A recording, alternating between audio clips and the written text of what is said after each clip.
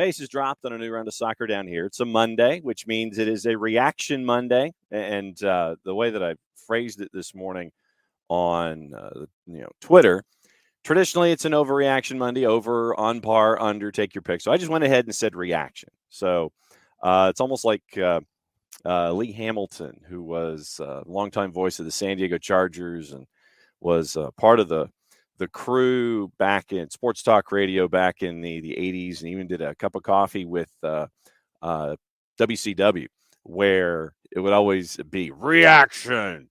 I am talking to you. And then he would name like 75 different suburbs of Southern California. Thousand Oaks, Chatsworth, Rancho Palos Verdes, what's on your mind? One of those kind of things. So that hurt. So basically, obviously, main topic of conversations, Atlanta United not going into the playoffs in Major League Soccer for the 2022 season. And I'm just going to open the floor. You guys, beauty of the Twitch pitch and the Twitters. I know that Chiva's already put something in the Twitters this morning, is that's what it's there for. Just go ahead and say what's on your mind, and we will discuss. And I know that it's going to be the topic for the next couple of days as to literally what is on your mind. And nothing is off the table. That's the way that I've always, that's the way that I've always done things. It's the way we've always done things here at Soccer Down Here. Nothing is off the table. So whatever is on your mind, put it in the Twitch pitch, put it in Twitters at Soccer Down Here, and we'll discuss it, because I'm sure that there's a lot on your mind after what happened with the loss with New England. And, you look at the season on the whole, and with the match with New England, it took a little while in both halves for Atlanta United to kind of get the engine running. And in a must-win game, you can't afford to do that. You get the Vrioni penalty, which means you're fighting uphill. And then you get the Joseph equalizer late. But once again, with about 10-plus minutes to go, 10-plus stoppage, you're trying to chase what's going on. And, you got to come out of there with a win. And unfortunately, you didn't. And you're going to be looking back at a season where you missed opportunities in April. You had all of the injuries that you did. Clayton Poss with a question. 3 changes that need to happen with player moves. Need to happen. We'll get into that, and we'll get into everything. So seriously, lay it all out.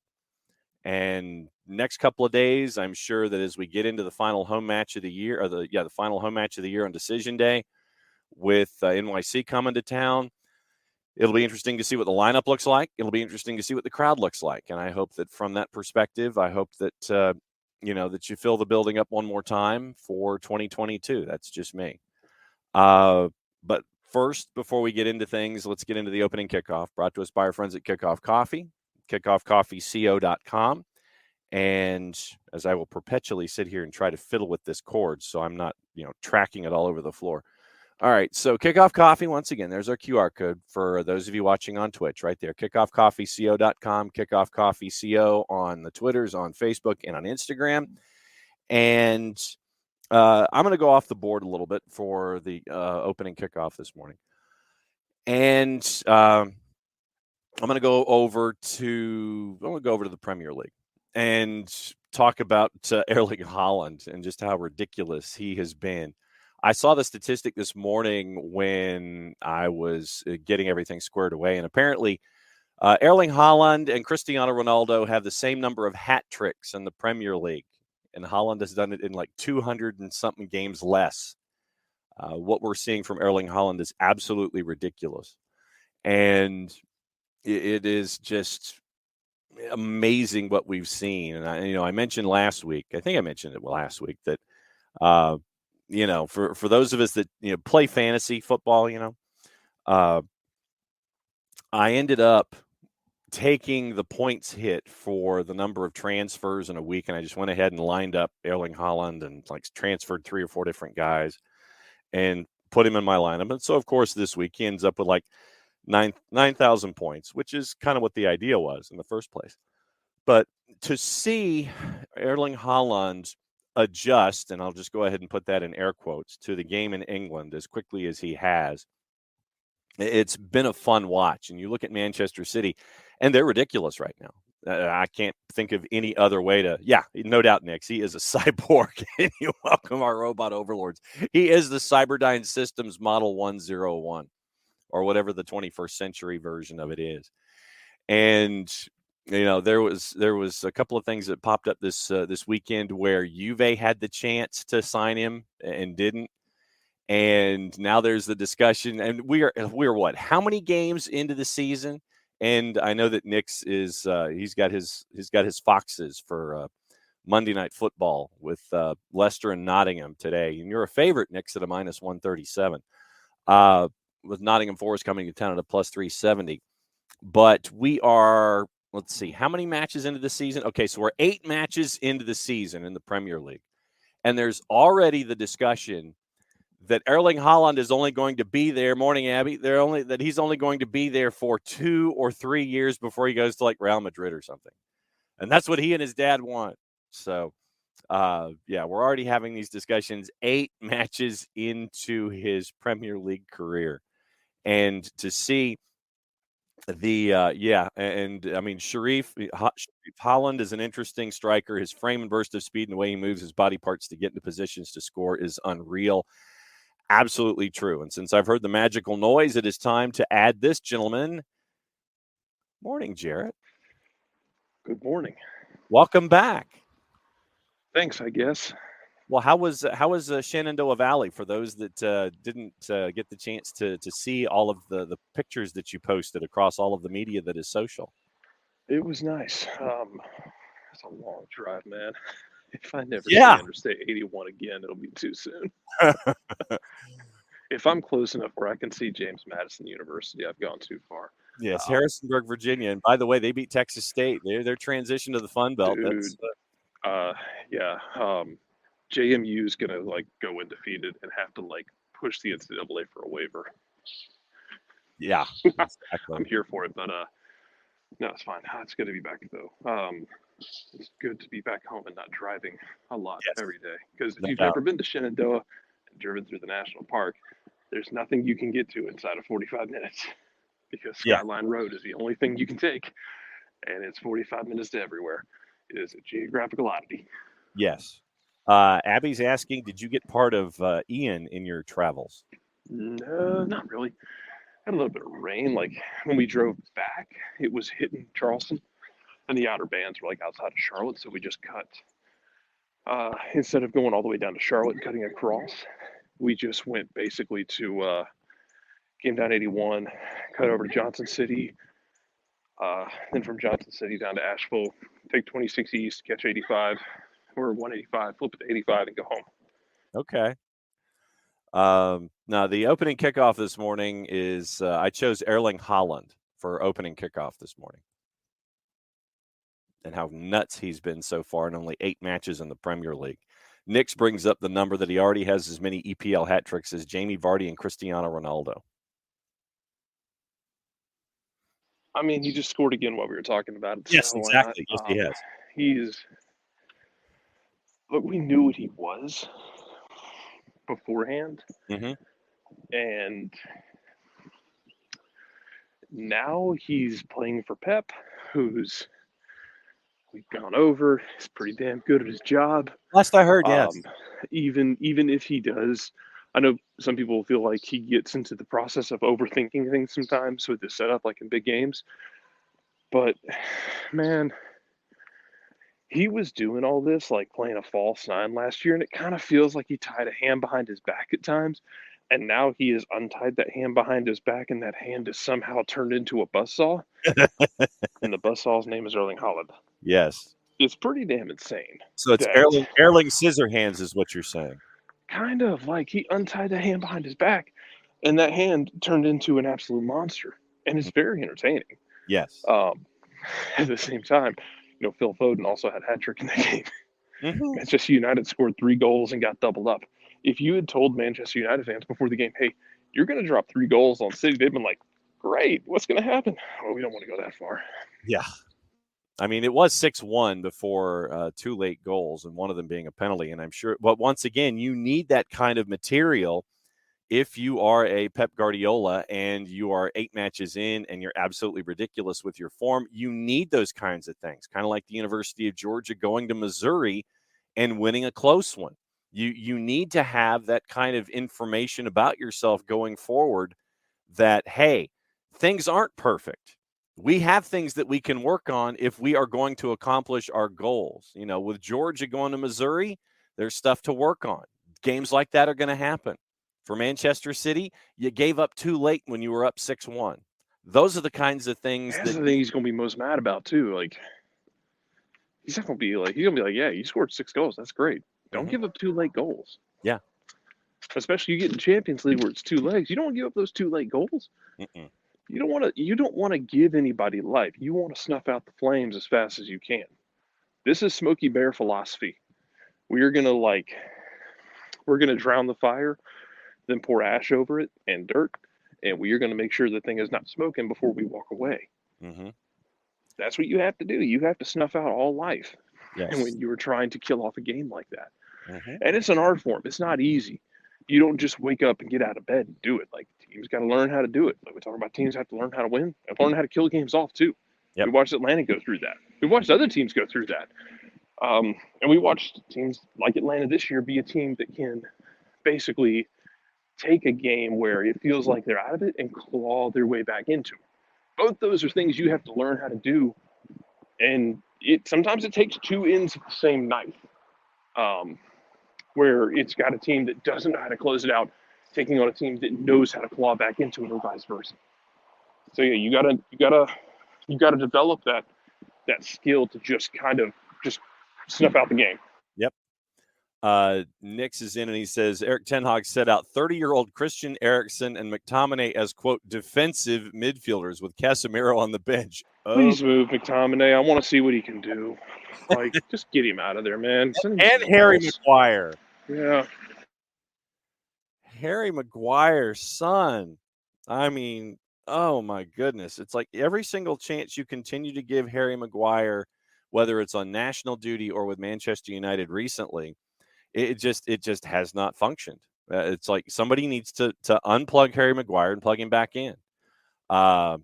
Then, you know, it's just, it's just not good. But those are the things that you're looking at for Manchester City. And right now, Manchester City, as we look at things heading into to Monday Night Football, 20 points, 2 draws in their first matches, first 8 matches, 6 wins, 2 draws. Do not have a blemish on their record yet. Goal difference of plus 20 so far for Manchester City, and you're second in the league. 7 wins for Arsenal right now, 8 matches played, 21 points. And you've still got a couple of folks that have only played 7 matches. But yeah, Arsenal, Manchester City, Tottenham, 1, 2, and 3. But there's already a 3-point gulf between Manchester City and Tottenham at 2 and 3.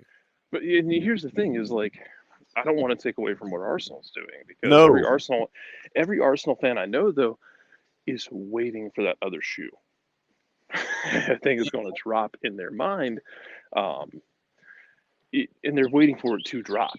Mm-hmm. But until then, yes, enjoy this, because you've won 7 of 8. You've been really damn good. You have basically started the season like an old firm team, and I mean that in the most complimentary way possible. As City has started like going full Carthage and just absolutely salting the earth of everyone they play against. Yes. Arsenal keeps just winning it. You don't have to win games like 5-0 and 6-2, 6-3 and have multiple hat tricks. Just keep winning. It's tough because you know City's going to be right on your tail the entire time. They are going to be right there. But I mean, you just got to find a way to keep winning if you're Arsenal. Yes. That's the biggest task right now if you're Mikel Arteta is continue to win, sir. And there you go. So because you got that cheetah chasing you down, and the bottom line is that you don't want to be the wildebeest there in the nature film. When it comes to Wild Kingdom, you want to be Marlon Perkins. You don't want to be Jim. And that's what you're looking at. So Yeah, Erling Haaland, Manchester City. That's your opening kickoff, brought to us by our friends at Kickoff Coffee, kickoffcoffeeco.com. Once again, there's your QR code for those of you watching on Twitch. And yes, I know I've got to figure it out to where I can end up with like a QR code in the low corner or something like that. That's a larger version of this, and I'm sure there's some kind of technology that I can do it with. But Kickoff Coffee CO on Twitter, on Facebook, and on Instagram. Thanks to everybody who has been picking up Kickoff Coffee so far. And once again, use the code Soccer Down Here 15% off of your purchase when it comes to Kickoff Coffee, and then they in turn take 10% and roll it over into the youth initiatives in the youth game. Very, very cool stuff from our friends at Kickoff Coffee. kickoffcoffeeco.com. All right. Let the queue warm up a little bit to kind of get everybody's thoughts on Atlanta United, on the match with New England, and losing and not making the postseason. So, Jarrett, how much of the game / highlights / post-match analysis did you get to pick up while you were working your way back in towards civilization? Enough to be disappointed. That's kind of where I'm at with it. Yeah. I got enough of it to be disappointed with the fact that you kind of replicated what the 2017 and 18 teams did, which is when they always came back from a break, it was, I don't know, it was you always came back from a break slowly. Yeah. You remember when those international breaks would hit for the 17 and 18 teams, they were better when they had a bunch of games in a row. Mm-hmm. And it kind of felt like this one. Like the international break came at the worst possible time. No doubt. You had won 2 straight. You had played Philadelphia off the field. Mm-hmm. And, man, credit to Charlotte. I thought Charlotte would be done because of the injuries and just the wear and tear, but they continued that trend. They did. Let's be generous here, and I say this with tongue firmly planted in cheek. Yeah. Atlanta softened Philadelphia up for Charlotte quite nicely, but Daniel Rios scores 4 goals, and all of a sudden Philadelphia looking a little mortal because you got 2 teams on the other side of the playoff line that, look, they didn't get beat by Atlanta. They got beat up on the field by Atlanta. Mm-hmm. And then Charlotte went ahead and actually did it in a tangible way and got 3 points out of it. But, I mean, yeah, it was disappointing. Like, New England gets most of the ball early on in the game. Atlanta had a couple opportunities. That was the thing, I think, when I saw all the comments and I went back and watched it, I'm like, there are stretches of this game that aren't as bleak as I feel like it was painted on social media. Right. The problem is Atlanta didn't convert their chances, which is a tale as old as time this year. Yes. But you had opportunities. Well, Almada puts it over the post where Brooks Lennon gets a header and can't keep it down on the back post. Like, you had opportunities. You just didn't put them on frame, which, again, tale as old as time this year for this team. Yeah. And it's very disappointing. But, yeah, man, it's, I don't know. Disappointing is about where I begin and end with it because, like, I mean, because of the way the rest of the schedule played out over the weekend, you probably would have been eliminated by the midweek anyway. But that doesn't mean you didn't want to push and you didn't want to take 6 points and keep all that positive momentum. Now New York City's coming in. Keith Parks is back in that team. They look really good with him back in. They look more like the team from the summer, but not exactly the same. It's disappointing all in all, because you felt like it could have been. It was a good opportunity to really build momentum and to push the teams above you. You didn't control your own destiny because of past failures this year, but yeah, Joseph comes off the bench, gets his bike goal that he's been his scissor kick goal he's been trying to score for 5 years now. Yeah. Finally puts it away, but yeah, aside from that, like, nobody's converting chances. Yep. You created a few in transition that were nice in the first half, but yeah, the ones that stick out to me is Almada cutting across the box and puts it through the uprights basically. Then Brooks Lennon gets a header on the back post and isn't able to get on top of it and heads it over as well. And both of those were good opportunities. And there's a chance if you're converting and being efficient, it could be 2-0 at that point inside of 35 minutes. Instead, you give up a penalty. Mm-hmm. And You pull one back with Joseph in the second half, which, him being that super sub works right now, especially like if you look at like his pressure numbers. If you're looking for a striker who's going to lead a press, he doesn't do that. Doesn't do that at this point. I don't know if it's his knee. I don't know what it is, but I don't know if it's because he's like changing as a player as he gets more mileage on his legs. But if you and then the choice becomes: do you start a guy like that? If you're not sure he can give you 90 minutes, do you start a guy like that, or do you bring him off the bench because you brought him off the bench? He got you the scissor kick goal. It's a good cross in. It's an absolutely brilliant finish. Obviously, I mean that's going to be goal of the week because Atlanta United's social media team is, and the fans are going to make that goal of the week as it should be. It's brilliant.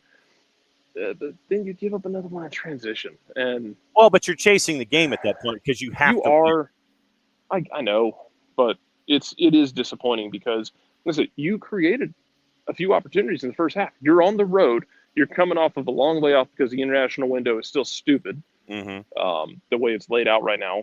For a World Cup position in a stupid place. Yeah, well, yeah, because we're doing stupid stuff for the World Cup because we decided to give a World Cup to a country that's, built their entire system based off slave labor. But that's a conversation for a different time. Yes. I guess we'll have it in November. I mean, we can get uncomfortable about it. I'm fine with that. We'll have that in November all long.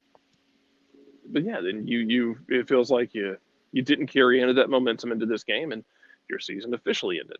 It might have officially ended this week. It might have officially ended on decision day, but it definitely ended because you were not clinical in front of net, and there you go. Striker position is going to be an interesting one in the offseason for me because right now you have, if Joseph Martinez is that guy who can't give you 90 minutes, right, and can't lead the line of pressure or counter pressure, and is trying to be it is basically like a poacher at this point. Which, I mean, you find as a poacher. But if that's what he is, then right now, between him, Cisneros, and Dom Dwyer, you don't really have like that killer starting nine, and that's something you have to address in the offseason. I don't know how you do it. I don't know how the money shakes out. Right. This entire conversation of get rid of the salary cap, let teams spend what they want to spend. I'll be interested to see what they do in the offseason because, yes, Cisneros, he works his tail off, but he hasn't been able to produce in the second half of the season. Yeah. And I don't know if you trigger anything in that loan deal or if he goes back. I don't know if Don Dwyer's here next year. His family's out, his children are out in LA now. Right. He's always wanted to be close to them. I don't know if he's here next year. I'd hope he is. Don Dwyer can stay as long as he wants, but I don't know if he's here or not. And that goes into Clayton Poss's question that was leadoff this morning here on the Reaction Monday. He wanted to know what 3 changes need to happen this offseason, whether it's player moves, front office, etc. And I think that the questions at striker might be 1, 2, and 3. At least to start, you can go subset 1, ABC. But looking at how you broke it down, Dom Dwyer was fantastic for the role that he was given. And he has been the team guy. He has been that piece of sandpaper that you've needed. And he's one of the first guys to stand up for his teammates and hop in the pile when he's needed to do so. And I think that for someone that we have seen, whether it's mainly we've seen him with the purple team in Central Florida. Yes, we've seen him with Kansas City and Toronto, but you really didn't get to see him in Kansas City or Toronto. But for someone who has adapted to and adopted what he has been asked, Dom Dwyer, I've loved to see that piece of sandpaper here as a part of this lineup. But to your point, does he want to go to the Western Conference? I think that with what we've seen from Dom, he will be revered by the fan base here in this city for however long that he is a part of Major League Soccer. If he goes someplace else and he comes back, he'll get a hell of an ovation, rightfully so. But does he want to stay? Does he need to go closer to home or closer to his family? That's the biggest question with Dom. Your question with Cisneros. Got off to a hot start, but then he seemed to hit a wall. when you look at He Cisneros, wasn't clinical enough. no, Like if you could combine his work rate with Joseph's finishing, you would have what you need. mm-hmm. The thing that always sticks out to me about this year is it feels like go look at Nashville. Nashville lost last night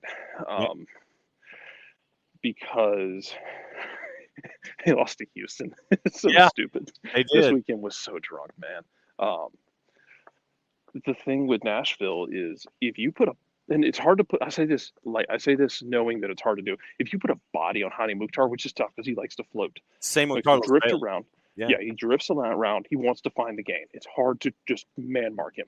Mm-hmm. But if you can put a body on him, like keep him from being able to turn, keep him from being able to do anything with the ball, and that might mean showing him zero respect, like Seattle showed Vela in 2019.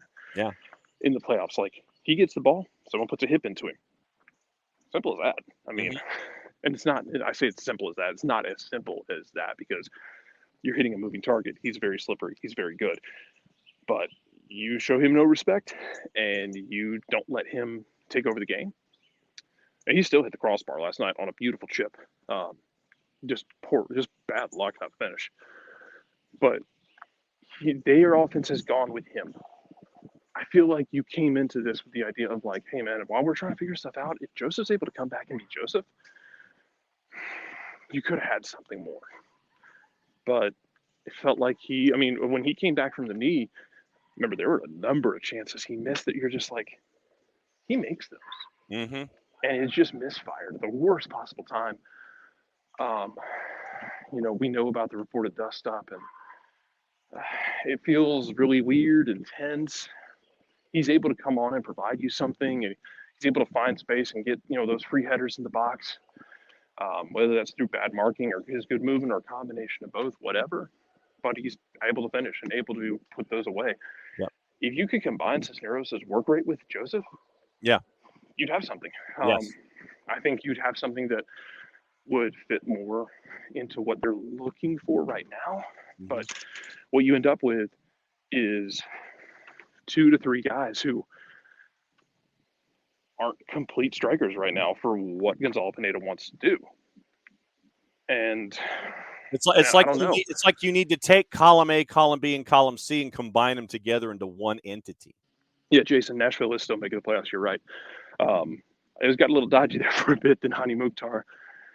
I remember Hani Mukhtar snatched the MLS MVP away from Sebastian Driussi in the last month and a half. Nashville was out of the playoff picture a month ago. It was only for a couple of days. They were floating down there in that 5, 6, 7, 8 range, and Hani Mukhtar dragged them into it, which is what we hoped Joseph would be able to do, 90 minutes at a time. And I think you hoped that at the beginning of the season. He goes under the knife again for the arthroscopic and never really able to find himself. Yeah. Man, I don't know. I don't know what the deal is next. Cisneros runs his butt off every game, but we can't build a team assuming we'll run defenses ragged and someone else will score second half. I agree. So you got to find a balance here. If Joseph can get healthy and be that guy, cool. I don't know because we all saw the report Saturday. I haven't heard anything otherwise, what's confirmed or otherwise. We all saw Joseph's social media posts as well. Yep. But I don't know what the end game is here. So ideally, if you're able to keep him here and mend fences, he's able to be that guy for 90 minutes like you're used to. But I don't know if he is. Right. Maybe he's changed as a player. Maybe his body is changed as a player. I don't know. But we're just going to have to see. But then if he's not, then you need to go find somebody who can be that striker. Looking at, and for those that missed it, came from Michele Giannone, who was on the sidelines for that match. And let me go back and find the So Michele reports Joseph Martinez requested to meet with Atlanta United's front office at the end of the season to determine his future in Atlanta, and so that's what Giannone reported. Since there were sidelines for that match, and so that's the larger question here when you're looking at Josef Martinez with all of these different elements that we've been discussing this morning. It's price point. Remember, this is a cap league first and foremost. You have to look at price point. You have to look at the output that you're getting for that particular price point and the cost benefit analysis. Is it there? Is the 30 minutes of Josef getting the bicycle kick that he's been trying for the last couple of years, having that kind of effort, absolutely worth it, by the way. Jesus Christ, that was so beautiful. Yeah. So over a 34 game schedule, is the price point worth a 30 or a 35-minute Josef Martinez every single time out? If that's what he is, he's not it's not worth a DP salary slot. If that's what he is, right? If let's say they mend fences, and he comes back next year with a healthy knee and is able to do what you're used to seeing, then yeah. But how do you feel about the knee getting better? That's a question for doctors. That's a question for trainers who are crunching numbers. They wear those tracking devices. They're looking at numbers, every day, every week to see about what guys are doing on or off the field. Mm-hmm. So if this is what he is now, then yeah, I can't pay a guy a DP salary to be a guy who comes off the bench. But if he still has that 90 minutes in him to press, and I think that's one of the reasons you still see Luis on the field so much is Luis is such a good defender up the field. No doubt. Dude is just completely I don't know what happened to his offensive game in terms of finishing. He can still dribble people. He can still run. He can still press. Can't finish right now. Don't know what that's about, but I think otherwise you got to have the pressure. I think we need to sacrifice the live chicken where Luis is concerned. That's just my guess. But to your point, the defensive numbers that we have seen from Josef, and I want to go back and find, because you found them, and I want to bring up some of them if I can go back and find the full screen that you found. The screen cap that you found. Oh, it's a soccer reference. You can look at their pressing numbers and their pressures, and striker pressures are hard to measure in that sense because you're measuring them against other players, and they don't pressure as much as a midfielder. Yeah. Or as somebody on the wing. So it's kind of hard to quantify. But yeah, I guess his pressures haven't been there. And if you want to be a team that provides pressure, you got to have. We talked about this. Go look at Charleston Battery. When people talk about let's just change to a pressing team, well, you can't just do it overnight because then you look like Charleston and you ship 6 goals a game because you got guys just pressing loosely, right, and not in the step and not believing in the system, or even if they do believe in the system, not doing it efficiently, and then you get sliced the absolute hell open. Yeah. So if you're in a situation where you can say, hey, look, drop back, we'll provide the pressure from elsewhere and be a poacher. Cool. Yeah. Maybe he's a 90-minute guy doing that. And maybe he's a 90-minute guy going forward after an off season to really rest his leg. Yeah. I don't know. It's so hard to gauge. There's a lot of other questions about this team in the off season too, because you have expensive guys. As much as I love Emerson Hyndman, you got to figure him out because he hasn't, when he's played, you'll go back to 2020, had some really good stretches in 2020 before COVID shut down. Yep. Had some good stretches last year before he blew his ACL. Came back in. I thought he was solid when he came back in this year, then got hurt again. Yep. No one's ever made a roster on a training table, and especially at that salary number, you got to have some conversations about Emerson Hyndman. Yep. Because it's a lot of money to be sitting on the sideline. True. And you got to figure out your defensive side of things. Like does Juan Obrata stay? The answer to that is yes. You make that happen. But so what else does Alan Franco go?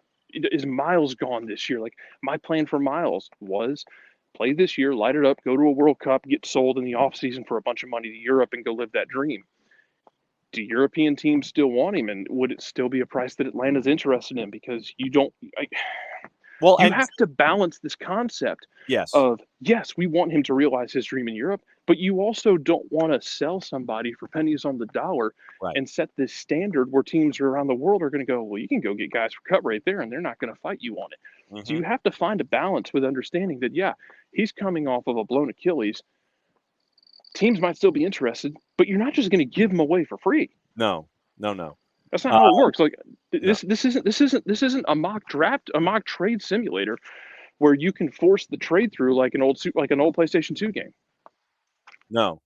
And really quickly on Soccer Reference, there are 23 defensive metrics that they have gauges, and only 5 of them have Joseph Martinez, and technically 6. Let's just go ahead and say 6 of those 23 metrics. So 1/4 of all of those defensive metrics have Joseph Martinez in the upper 50%, and I'm rounding up from shots saved at 48%. So, Dude, once he got back on the field and once he found his rhythm, he was back being clinical in front of net. mm-hmm. But yeah, the defensive. But when you mentioned Luis Arujo and defense, Joseph Martinez in defense is only top half in 6 of 23 categories in defensive metrics for Soccer Reference. Yeah, and it's like, and it's not only that with him. I think the thing that frustrated me with him is because we saw these stretches in the past where he would drop into the midfield. If he wasn't running the channels between the center backs, he would drop into the midfield and play one-touch passing, and it's been sloppy this year. Yeah. So I kind of wanted him to get back to like, hey man, if your one-touch isn't there like that, just run the channels, man. If you can just run the channels, do it. But yeah, to the Rakshakari, forgot Hyman was still here. Paratas played Campbell out of a spot. That's the thing is, Campbell's not. If it comes down to guys leaving on the back line, Campbell's not going to be that guy. That's homegrown. Because of salary structure in MLS, you're not going to send a homegrown packing, and especially like George Campbell with his just raw talent, and he's been really inconsistent this year when he was on the field. Mm-hmm. But when he was good, he was real damn good. Mm-hmm. And he's so much raw talent there. You're gonna give it as much time as you possibly can. You got Noah Cobb coming too. Yep. And Noah Cobb is mature beyond his years as a center back. Two's game, man. This Two's team is tough to measure in that sense. To like look at the numbers and the goals allowed with the Twos, and it's hard to look at that and go, yeah, Noah Cobb was good this year. Vicente Reyes got better as the year went on. Justin Garces is really good. Mm-hmm. It's hard to like find all that, to digging into the number of goals and to actually see what they did well. But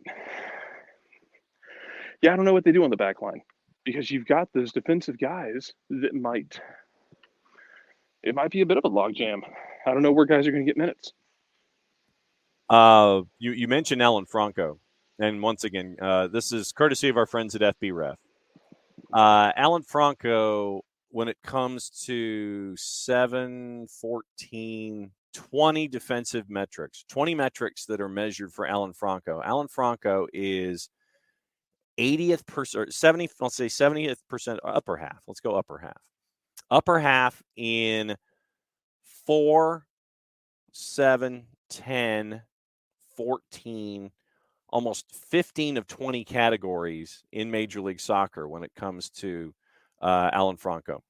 Top 10% in assists, top 15% in XG assists, top 10% passes attempted, 95% pass completion, 95th percentile pass completion, 82nd percent progressive passes, 86% in carries, 95th percentile dribbles completed, 71st% in pressures, 80th% in tackles, and this is across Major League Soccer. 76% in interceptions, 90th percentile in blocks per match, and that's based on his 3,164 minutes played. So that's what you're looking at from Alan Franco, right? You've got a lot of questions, because you have these log jams. It's not just at center back. Like, how do you balance the left side of this attack? Yeah. You can't take Andrew Gutman off the field. No. Andrew Gutman has really evolved into heart and soul and leader on this team. It's awesome. Let's as much as been maligned Mm-hmm. of decision making. I think that one deserves a golf clap because you didn't give up a lot to get that spot to get him in the re-entry draft, Yep. and he's really turned into great value on that left back role. But you have Caleb Wiley, who again is Caleb Wiley is going to be, if he continues to progress the way he has been, and considering he's 17, he's going to be in that pool for national team, like not necessarily World Cup, not this year, of course not, but like next cycle. He's got 4 years to grow into a guy who's going to be in that conversation. I But think he's got that much talent. we've But seen how do you get those two guys on the field together? right. And how do you get Edwin Mosquera on the field as well, who really has impressed me in the last month plus? Mosquera's been really good. Mm-hmm. How do you get all those guys on the field together? How do you balance minutes between making sure you have Gutman on the field, who has been an absolute rock for this team, Mm-hmm. and then also balance having Caleb Wiley getting minutes in development while getting Mosquera on the field, who, when he's been coming on as a sub, has been really good. I wouldn't mind seeing him start the last game. Machop Chol might be the odd man out where, Machop Chol was in a homegrown deal, hasn't been able to stay healthy, hasn't been able to consistently produce when he has been on the field. I don't know. Honestly, I think he might be the odd man out where, you let him go and he goes and seeks his fortunes elsewhere. I think he is a professional quality player. I don't know where that is. I think the logjam is too strong in Atlanta for that. Yeah. I know a lot of folks are looking at Franco Ibarra as well. The six defensive metrics that Franco Ibarra has, mainly top 10% in pressures, top 5% in tackles, top half in interceptions, top 4% in blocks, top 20% in clearances, and top 15% in aerials won. So those are a truly defensive midfielder with some sandpaper in him.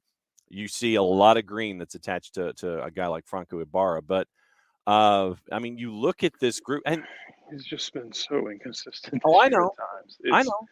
Ibarra has been maddening because he's had some games where you're like, well, that was a masterpiece. Like last year in Seattle was an absolute masterpiece. But that's a long time ago, and Amar Sadic, you got to find a way to duct tape him here. Yes. Even if you go out into the market and you find basically a better version of Amar Sadic, you have to keep Amar Sadic here because of what he gives you as a depth piece. And in this league, in a stupid ass salary cap league, you have to have guys like that. I mean, yeah, and you look at, and I'll go to Sadic's numbers at FBref just to kind of get a look at it. And you see a lot of green there as well. Top half in shots, top half in assists, top third in XG assists, top third in shot creating actions, top third in passes attempted, top quarter in pass completion, top half in progressive passes, top half in progressive passes received, top 60th percentile in pressures, top quarter in tackles, top 20% in blocks. So that's what you're getting out of a guy like Amar Sadic so far this year. 22 matches played, he's got the one assist, but you're getting all of those different things that are attached to him as well. And to your point, we don't know if you're going to get Brad Gazan from day number one because of the Achilles, and we have seen him in the puffy chamber as he's been doing his road work. And you don't know what you're going to get from Miles. You honestly don't. You legitimately do not know if they're going to be ready from moment number one in training camp, or if you're going to need that depth again going into next season. And there were eight separate goalies for both the first team and the second team this year. 8 separate goalies. Hell, the Twos played a 16-year-old the other night. Nash Skoglund, absolutely. Too. Yeah, he was the eighth one. He's the eighth keeper. And by the way, the only reason he's there is because you didn't have Justin Garces, and Vicente Reyes is with Chile's youth national team. Mm-hmm. Also, Johnny Fortune is with Trinidad and Tobago senior team. Yeah, and Johnny Fortune's another one, by the way. He's on a homegrown deal next year. Yeah, that midfield's getting congested. Mm-hmm. It's going to be very interesting how they balance that. Johnny Vial is on international duty too. Yeah, Johnny Vial is continuing to develop and grow, and I know that Jack Collison is a huge fan of his. and his development. And it's frustrating watching young guys grow sometimes because they'll grow in spurts and then they'll plateau. And then it feels like they're just not taking that next step, and then they'll take the next step, then they'll take another one for good measure. It's weird, man. But yeah, that midfield, you talk about, Johnny Fortune being a part of it. Um, is it Heineman and Hosetto both who are, question marks because you've been running out midfield out there, Marcedic and Santi Sosa. Looks good. Yeah, and this is the Santi Sosa that you have been looking. This is the Santi Sosa everyone fell in love with, man. Yeah, the one that sent Blaise Matuidi and hip checked him into retirement. Yes, it was very entertaining. Yeah. But yeah, it's you've got this dearth of homegrowns coming in. Mm-hmm. I don't know how quickly they'll be able to impact the first team. Right. You don't just grow guys like Caleb Wiley on trees. But still, in a cap league, you need you got to find a way. You need this kind of activity in a cap league, and to have what you're seeing where teams are building through their academies and having those young talents that are there, it's vital in a cap league, bottom line, to have that kind of talent. And you're seeing Atlanta United develop that kind of talent in guys like Cobb and Fortune and Vial and all the young keepers and things like that. So, no, it's across the board. It's something that is absolutely vital to the growth of the club. You can't just you can't just keep buying all the time. You got to develop inside. And I don't know how good those guys will be this year coming up. This offseason will be interesting. The second team playing in MLS Next Pro will be interesting. Shouts out, by the way, as I'm about to leave, Coleman Gannon. Coleman Gannon scoring the winner last night, former Atlanta United 2 player Coleman Gannon scoring for Columbus Crew 2 in their playoff match. Yes. That was good to see. Yes. He left Atlanta United 2 years ago and really bet on himself. And went to Indiana, didn't he? Yeah, and then he left. But then he left Indiana, or I don't think he set foot on Indiana. I don't think he played a minute for them. I think he left before he played and really bet on himself, and didn't do anything for a bit. I forget where he went on his first stop, but it wasn't really clicking. And then now he's with Columbus Crew 2, and scores that winner last night. Hopefully Coleman Gannon can continue to grow. Because it's unfortunate when players develop under your system and then make hay with somebody else, because you want to keep all that talent for yourself, but you can't. And some guys just succeed. Some guys just kind of plateau and then succeed elsewhere. And I'm very happy to see him succeed elsewhere. In the same vein that I'm very happy to see Philip Goodrum has gone to Memphis and is just scoring goals by the gross. Mm-hmm. Laurent Kisiadou has been able to really take that step as well. So it's awesome to see. People talking about the midfield. It's like Memphis 901 has turned into Atlanta United 2 West. Basically. And they've taken those guys and they've really hit their stride out there. It's been really impressive to see and been really great to see. Now this will be a conversation for a lot of people is how do you balance that midfield with Hyman and Hosetto? Because I think they're both really talented. They're different kinds of players. Yep. Both cost a lot of money. But if they can't stay healthy, you got to figure something out in a cap league. I wish because if it wasn't a cap league, if you could just spend as much as you want, I wouldn't care. Yeah, keep them, whatever. Your budget charge is high, whatever. We can spend as much as we want. Who cares? Mm-hmm. But in a cap league, you gotta find ways to balance this. Unless you're Miami, before Chris Henderson showed up. Coleman Gannon is listed, according to our friends at Transfermarkt, as after he left the Atlanta United Academy, July 1st, 2021, as without club until March of 2022 when he was picked up by Crew 2, and he scored 4 goals, 2 assists in 20 matches. And as I'm about to leave, Arabian Prince, Jason hasn't done it in a while because he's still dealing with long COVID. Actually talked to him yesterday, and still not feeling great. No. It just doesn't seem to be changing for him, unfortunately. So no. And so, the biggest thing for Jason is to make sure that he is as well as humanly possible. Basically, he loads up on a drill and Red Bull to call a game and then crashes again. Basically, yeah. So we will see you tomorrow, yes? That's the game plan. Okay. All right. So then we will see you again tomorrow, and welcome back. Well, thank you. All right, go enjoy the rest of your Monday for what it's worth. Jared. So Jared is officially back. But yeah. And Arabian Prince, sadly, Jason is not the only person that I know that those of us here at the network know that is fighting long COVID, and it sucks. And yeah, to what Jarrett said, it's absolutely true. Basically, he tries to get up enough adrenaline and energy, and Red Bull helps out with that. And he'll call a match, and then after the match is over, it just literally completely and totally crashes, and it takes uh, different amounts of time to recover and everything that's associated with it. So his number one priority should be and always will be here uh, to be as well as possible. And he's got to make sure that he is as healthy as possible, and he's got to look out for himself. And so that's why, thanks to all of you guys for putting up with me as I've been learning technology over the last couple of months. But no, I'm going to say it. We love Jason very much, and we just want him to be. We want him to be well.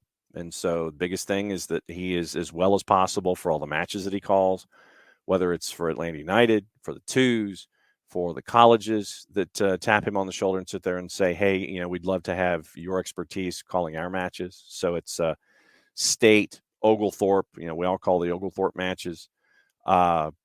And there's a little Mercer tapped in there as well. But no, he's got to be as well as possible on a daily basis, and that's the biggest thing, is that he is well.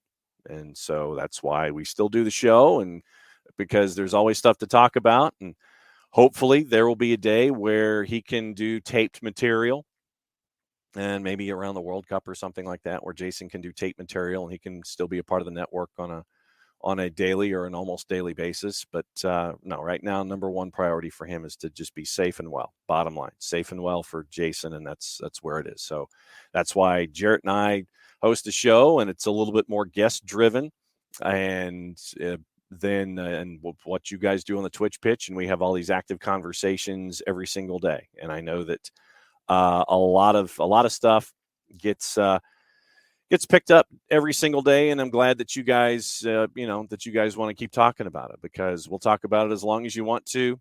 Obviously, during high school football season, the hours kind of change a little bit. Thursdays are always power hours, and we kind of shifted things toward 8:45 on Friday mornings because of weekend whip around and things like that. But yeah, we try to do as close to the normal broadcast week as we've set, over the last 6 years. I mean, this is our 6th year of doing this network, and it's been absolutely amazing to be able to cover the game the way that we have, and continue to see it build out and build out and build out like it has in Statesboro. And, to have somebody like Darren Van Tassel, an owner and a president of a team in USL League One, come on the show and talk about things for real big moments for them. And it was a 1-1 draw last night in Statesboro for the first match ever at Tormenta Stadium against Richmond. So they need another win to solidify a playoff position. But big night last night in Statesboro, and it was great to have Darren Van Tassel on to talk about it. But all right, so now that we are in hour number 2, we'll get into your thoughts if we haven't addressed them. But I'll just buzz through the timeline. And once again, this week as we head into the regular season finale, I know there's going to be a lot on your mind, and that's what we're here for. Literally, whatever's on your mind, bring it up. We'll talk through it. We'll talk about it. We'll talk, we'll get through everything that you guys have on your mind. And obviously with the off season, we'll talk about that as well. So nothing's going to change here. Twitch pitch is still going to be the same. We're still going to be dialing it up at 9:05 every morning. And there's always going to be stuff to talk about, whether it's postseason stuff and World Cup stuff, and then getting back into training camp, and everything will be here with the January window before you know it. But right now, since it is, you're ready to fire people. Hope it's not me, Bart. I hope you're not looking to fire me. All right. So since it is the top of the hour, and I've got to lower the music. I don't know why it doesn't stick to the level that I put it at the last time I cut the promo. But no, it's no. Thank you, Katie. Anytime we can keep the snow rolling, more, it's great. All right, so Here we go with the promo since it is top of the hour.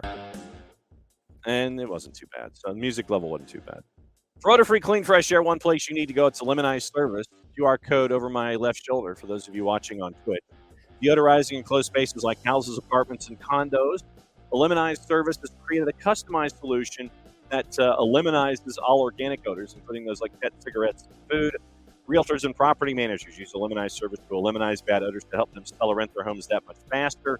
The Lemonize service offers a turnkey process that makes it easy to work with realtors and property managers. The Lemonize service kind of the environment, offering a green way to get rid of odors without any kind of toxic residue whatsoever. Different than Febreze or any kind of masking agent that you have either under the sink or above you in the cupboard, because when you reach under the sink or above you in the cupboard to bring out that masking agent, you spray it in the air. There's a reason they call it a masking agent. You're just masking the odor. You're not attacking the problem all the way down to the molecule like our friends at Lemonize do with their proven scientific formula that attacks it all the way down to the molecule. Pricing very, very easy, one of two ways, either by the cubic foot or parts per million, to come up with a price that's affordable for you. Offering results in 24 hours or less. One place you need to go is the website, lemonize.com. And I've got to grab my pen because that is where we do this now. But you go to the website, ELIMINIZE.com, add a /Atlanta after that. So it's lemonize.com/Atlanta. So they know what part of the world that you are requesting their services from to help you with your odor problems. Lemonize.com/Atlanta for odor-free, clean, fresh air. A Lemonize service, proud sponsors of everything SDH. No, Abby, I'd love to have an easel, because then what I could do is I could take the Kickoff Coffee. What I'd love is like a tea stand or another coat rack, like over my right shoulder, like about right here, even though that would mask my AFC Richmond scarf. Something in here over the right-hand side. A Lemonize. I mean, I need to talk to our buddy Scott Flood of the Flood Project and see if I can get a better bendy here with the Lemonize, because since it's been up there for 6 months, it has kind of gotten a little less than taut, and so that's where we are with that. So yeah, I definitely could use. Yeah, well, we could hang it from the ceiling. We could. Would need some grommets though, I think. And I think I used the right word. So, could we hang it from the ceiling? Well, yeah, we could. But okay, so if we hung it from the ceiling, I could use the grommet here with the Auburn cowbell. I could probably use it there. And yes, no doubt, create an image using. Wow. Okay. Hang on, Nick. Hang on just a second. Okay. So that's the end of the number. So, all right. So let me get into what you guys are talking about with the overhangs. Let's see. Better easel. Right. Can we hang it from the ceiling? Yeah. So we can hang it from the ceiling, but then you couldn't get the full blown Lemonize experience right there, or the full Kickoff Coffee experience, because then the QR code would be really, really, really small. So we've got that. So you're looking at, all right. So you can create an image to use during the stream. Yeah. And that's the thing next is I've got to figure out how to do the QR code for Kickoff Coffee and make it bigger. Cause I know we've been talking about putting the QR code like down here, but then as long as you don't confuse the Lemonize QR code and the Kickoff Coffee QR code, then we'd be all right. Yeah, I know, graphics. Exactly. Yes. And Abby, that'd be great. Yes. And Coco, lower thirds down here. Absolutely. I mean, I can do a lower third because I've done the lower thirds before. And see, we can do that. We've got the crawl. So we have crawls that we can do.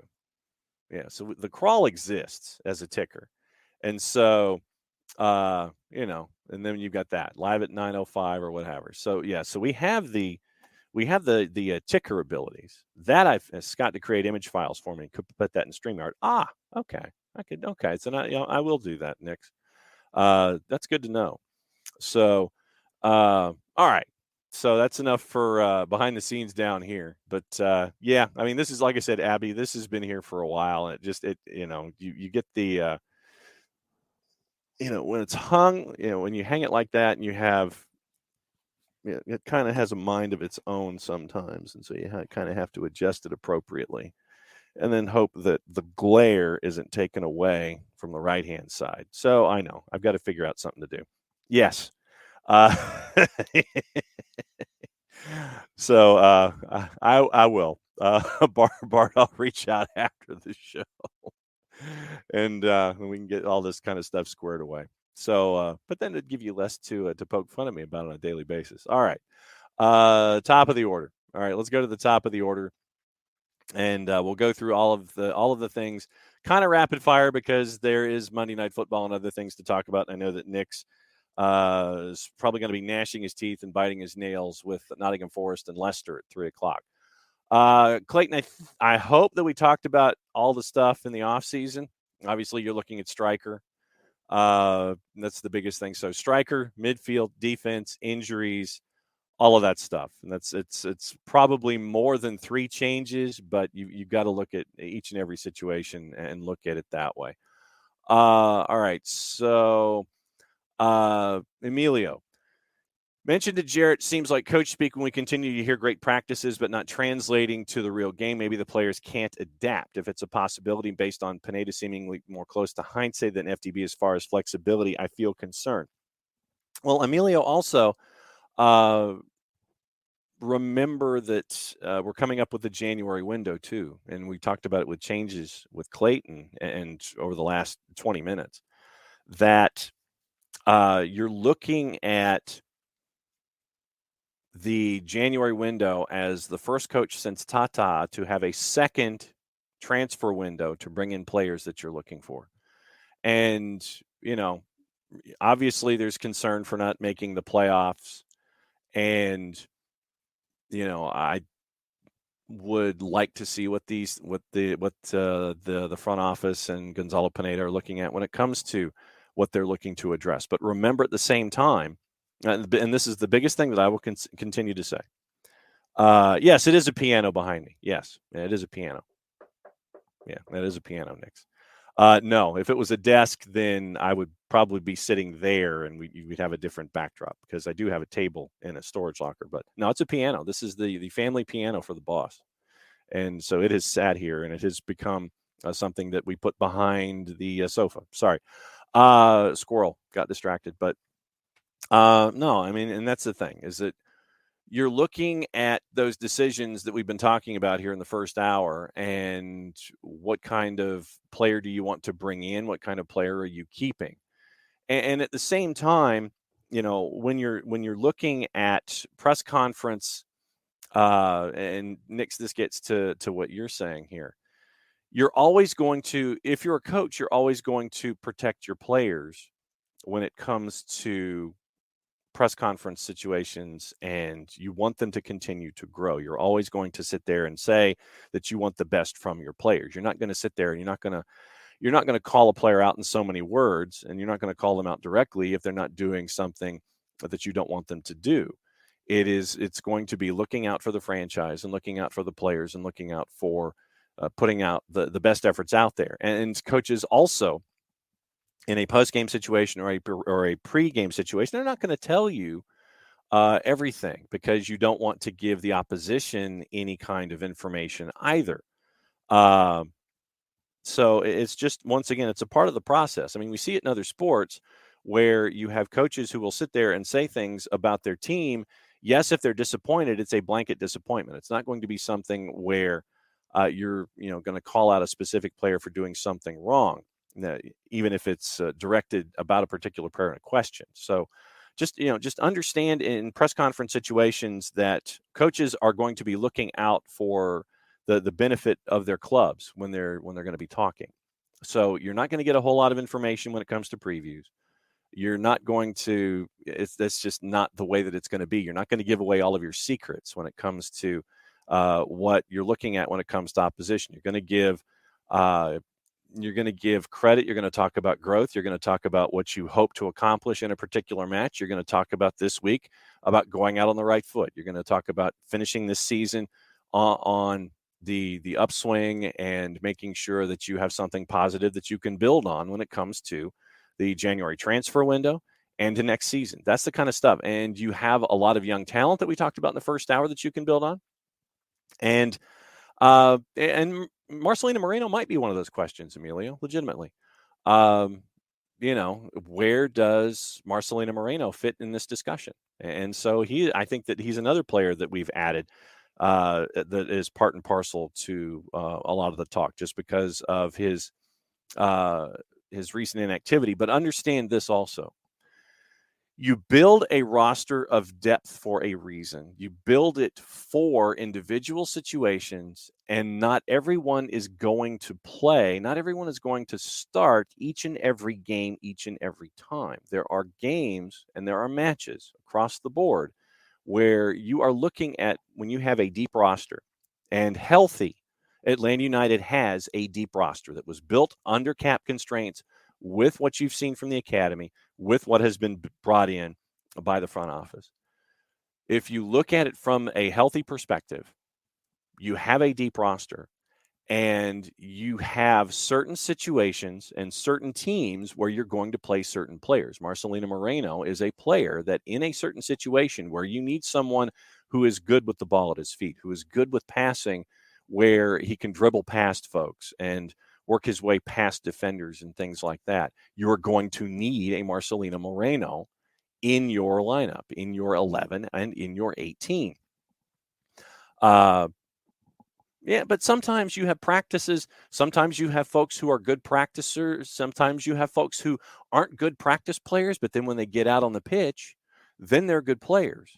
And so this is the point that I would make once again. When you have a roster that is 100% healthy, you're going to be plugging folks into certain situations to go up against opposition. So just because a player isn't mentioned, just because a player isn't starting, doesn't mean that they're not vital. And I know that's probably a triple negative, and I know that my mother will be driven crazy by that. So just know that when a roster is at full song, then you are building it for certain situations. And so Marcelino Moreno would start against team X, Y, and Z because you need his skill set to do certain things. Mateus Susetu will start healthy against certain teams because of certain situations. Franco Ibarra will start against certain teams because of certain situations. Amar Sejdic, the same thing, but Sejdic has evolved into someone who you've needed to start and be there. That's part and parcel to the process, and he has stepped up this year. So you've learned things about guys that you had only thought of in certain situations, that because they were pressed into other situations, you've learned more about them. And so I think that that's good for Atlanta United to build their knowledge base going forward with a lot of these guys. And so it's just, once again, it's all a part of gathering your knowledge, and you find out things over the course of a season because of injury and because of one thing or another that you didn't know, or that you might have found out. And so it's just all a part of the build and all a part about your knowledge base. And so, Amelia, that's what I'm looking at here. So, Clayton's questions from hour number one, they're all across the board. And so it'll be interesting to see how Atlanta United builds and works their way through them, and to see the kind of players that Gonzalo Pineda wants to bring in this second window. And we mentioned Emerson Hyndman with the cap number, and that's definitely going to be a question. And do you keep Purata? Obviously, you hope that you can find a way to keep him in the cap situation. And we mentioned Dom Dwyer, we mentioned Cisneros, and it's like, if you can keep a certain individual under a certain cap number, then if X, then Y. And so I think that you're looking up at striker, and you're looking at the back line once again with the knowledge base of, you don't know if you're going to have Brad from the beginning. You don't know if you're going to have Miles from the beginning. You don't know if you're going to have Ozzy Alonso from the beginning, because you saw what he was there with, because Santi Sosa wasn't healthy. You had Ozzy start those first 5 matches, and then Ozzy gets injured. Initially, it was supposed to be reversed. Santi Sosa would start these matches. Ozzy Alonso comes in, gives you 20, gives you that sandpaper at the back, shuts things down. You get out of there with points. No, Messi would not be sitting on the bench, Emilio. Come on now. So that's the that's the other part of all of this. Let me Crazy. Let's see. So Clayton, it's crazy the amount of people who state this about Arujo. Apparently looks like a no-brainer DP at practice, but at match comes and he's just different. And, um, but I'm trying to think this through with Luis. I mean, Luis has had a tough year.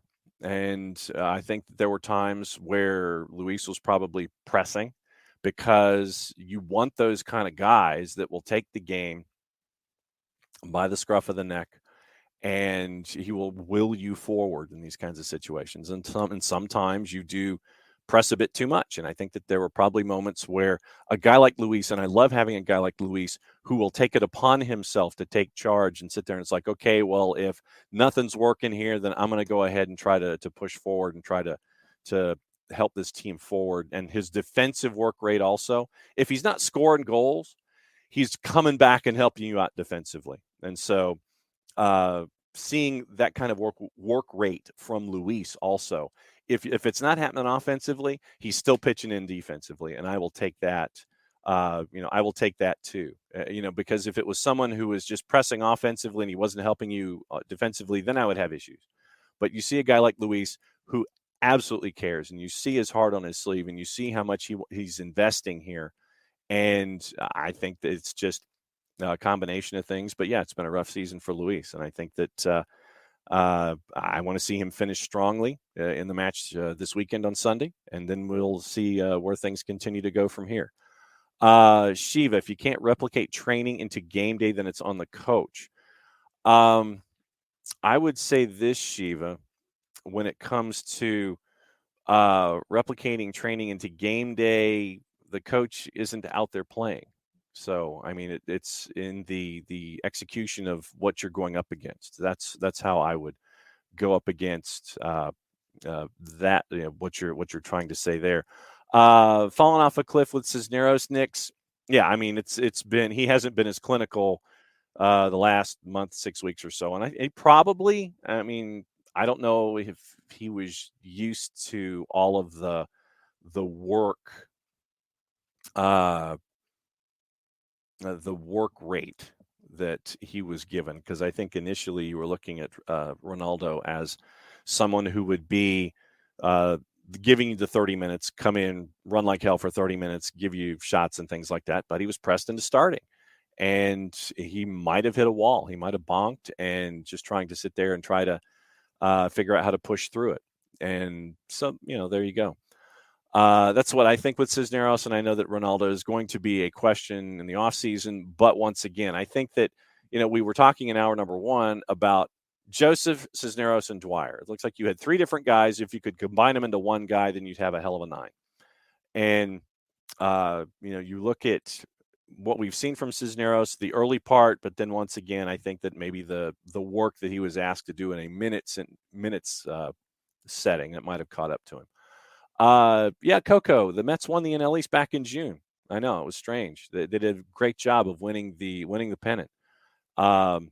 And so that was the Braves never lose.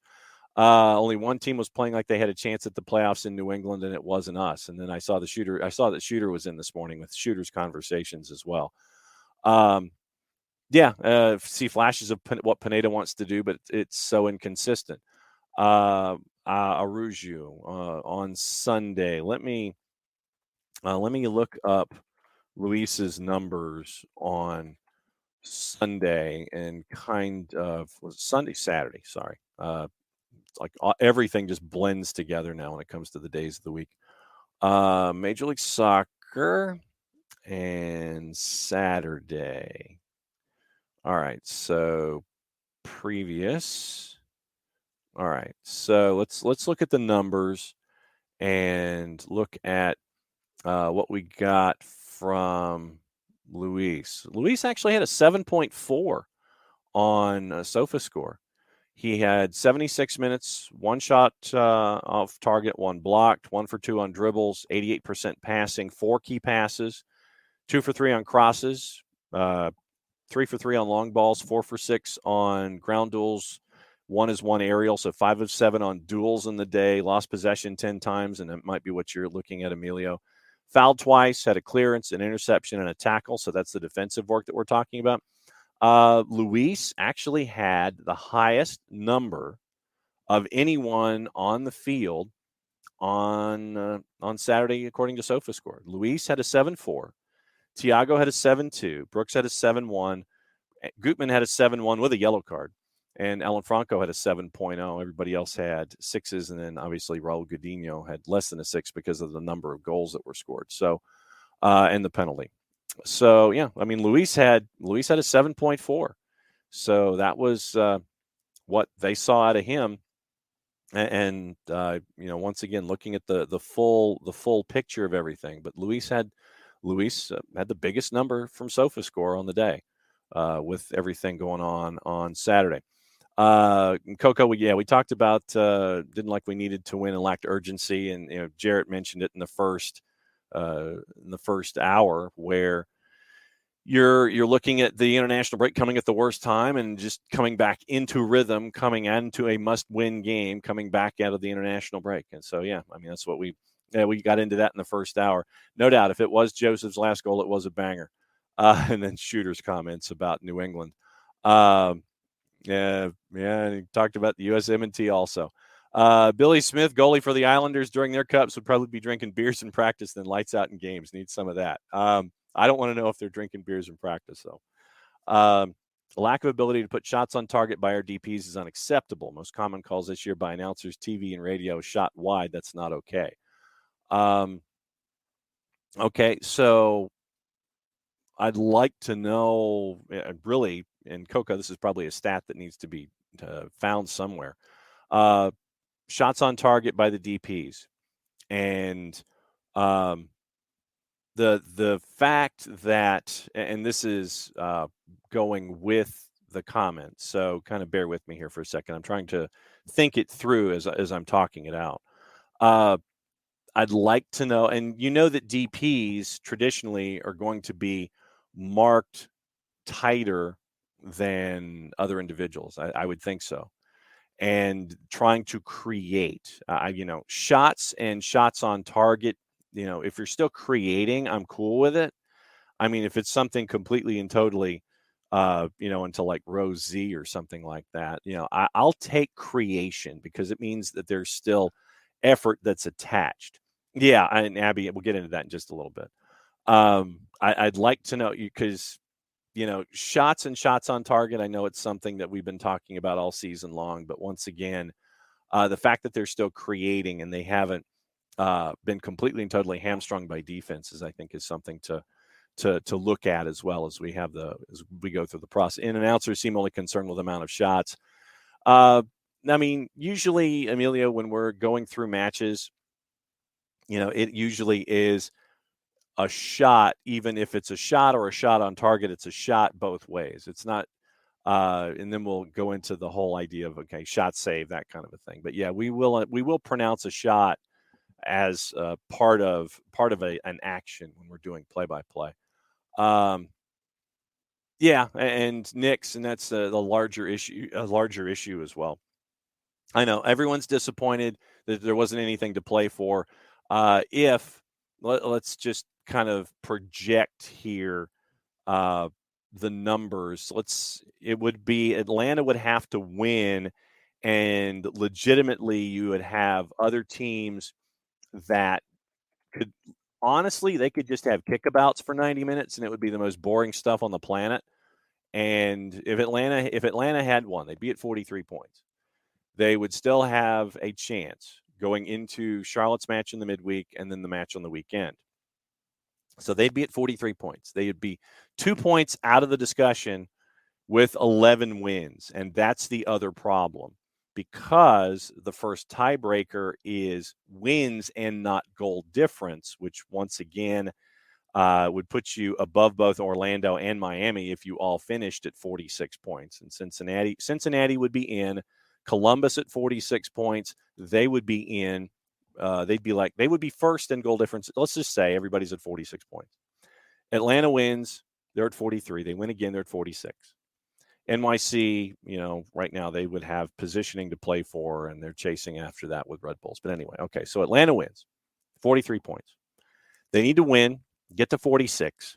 Then at 46 points, that's when goals come into play. I mean, that's when wins come into play, and it would be 12.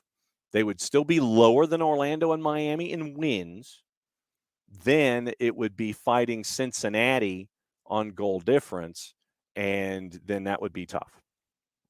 So, uh, the math is the difficult part with wins being your first tiebreaker. And so you're literally having to look at points and hope that no one gets to 46 when you're at 46, that kind of stuff. So it was a tall order, and it still would be a tall order of the highest order heading into the last match week. So that's where you are.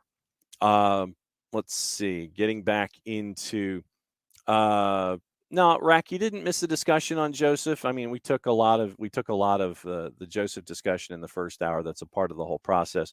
No, and Nix, I don't think that Almada goes in the offseason. He probably ends up with one more year. Then he heads to Europe because and we looked at the numbers with. Let me look at the numbers with Thiago Almada. Now that we're there, you're mentioning Thiago Almada still at the under 22s. All right, so Thiago Almada. There's a lot of green when it comes to Thiago Almada on the offensive side. Top 2/3 percentile in non-penalty goals. Top quarter non-penalty XG. Top 10% in shots. Top quarter in assists. Top quarter in XG assists. NPXG plus XA, whatever that is. He's top 20%. Shot creating actions, 96 percentile. 96 percentile passes attempted, top 10% in passes completed, top 5% in progressive passes, top 3% progressive carries, top 15% dribbles completed, top 15% progressive passes received. That's what you have with Thiago Almada. It is ridiculous what we're seeing with Thiago Almada. So I give it another year. And then he will be moved on to Europe, and it will be up to Atlanta United's front office to find that next talent and convince them to come here to Atlanta to continue to grow their game, to be that stop where you can be seen by Major League, by everyone here in this hemisphere before you're moved on to the next hemisphere. Don't know. No, we won't be a shambles next season. I think Luis stays unless once again, and this is the other thing with DPs. If you have someone who knocks on your door and gives you that number that you can't refuse, then obviously it's a number you can't refuse. Bottom line.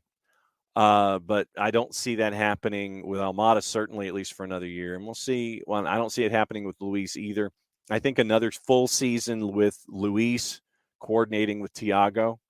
And I think that I'm looking forward to seeing that because, once again, remember, you didn't get your DPs playing together. All three DPs didn't play together until the first week of July. And because, remember, Luis scored and was injured immediately. Then you had Thiago come in late. Then he had the suspension for being goaded by Joe Dickerson and got the 3-match suspension out of the blocks. And it's something that you shouldn't do, but still. You still didn't get your 3 DPs together until July. Rack. Really hope the front office has exhausted all other options outside of letting Joseph go elsewhere. I have to imagine they have, but Joseph, for me, was supposed to be our Wando. If we can keep Dom cheap, I'm in favor, but if he needs to move closer to his kids, then I'll understand. No, we're not, Nix, we're not the paupers of the South now. Bloody hell, no. Not quite the paupers of the bloody South.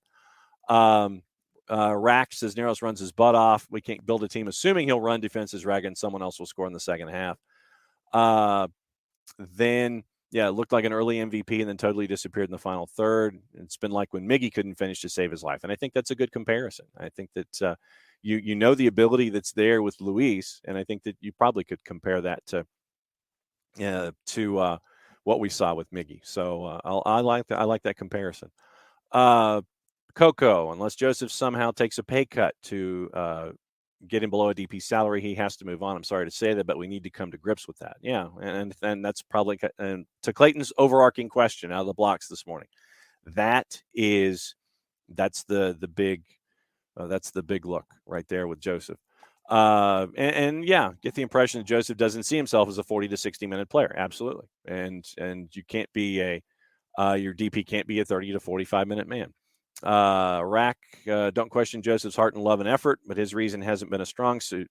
Concerned this is the end with baby on the way. One would hope he would want to keep his roots rather than going to a new team where he still may end up as a journeyman. Agrees got to go down to TAM, still is a massive cut. Unsure if he can't play 75 or 90, or is it the coach not wanting him to play 75 or 90? I mean, Abby, if you look at, you're looking at an individual who's had 2 operations on his knee, and he himself said that because the recovery was so difficult, he thought about retiring. And so, having what you're looking for and hoping for is Joseph 2.0 to be that guy that can give you 90, 90, 90, and he hasn't. He hasn't been able to do that. And you've had to manage his minutes because of the recovery off of the 2 surgeries and him, you want 100% Joseph. And as the season went along, if you ended up getting 100% Joseph for 30 minutes and you're seeing what you were getting, especially like we did, New England is the most recent example, then, that's the thing. It's like, okay, what do you do in and around that to lead you to 100% Joseph for 30 minutes? And so that's the other element in all of this. Miggy got a stint like that in 2017-18 where he couldn't hit the broadside of a barn. Yeah. Hopefully some off-season work and he comes in fresh. And I think that's, like I said, Rack, I think that's a good example. Sorry, I needed some liquid. We've been at this for a good hour and a half. Agree it's a huge cut change in lifestyle for Joseph, but have to believe all of his endorsements, do some appearances, et cetera. You can find ways to make a lot of that money up with a guy as popular as he is. Let's see. Yeah, Parata stays. Katie Weaver. Parata stays, we right. We don't need another Bello deal. True. Forgot Hyman was still here, Rack. Parata has played Campbell out of a spot. But once again, I mean, remember, George Campbell, as a part of all of this, George Campbell is, let me check ages here.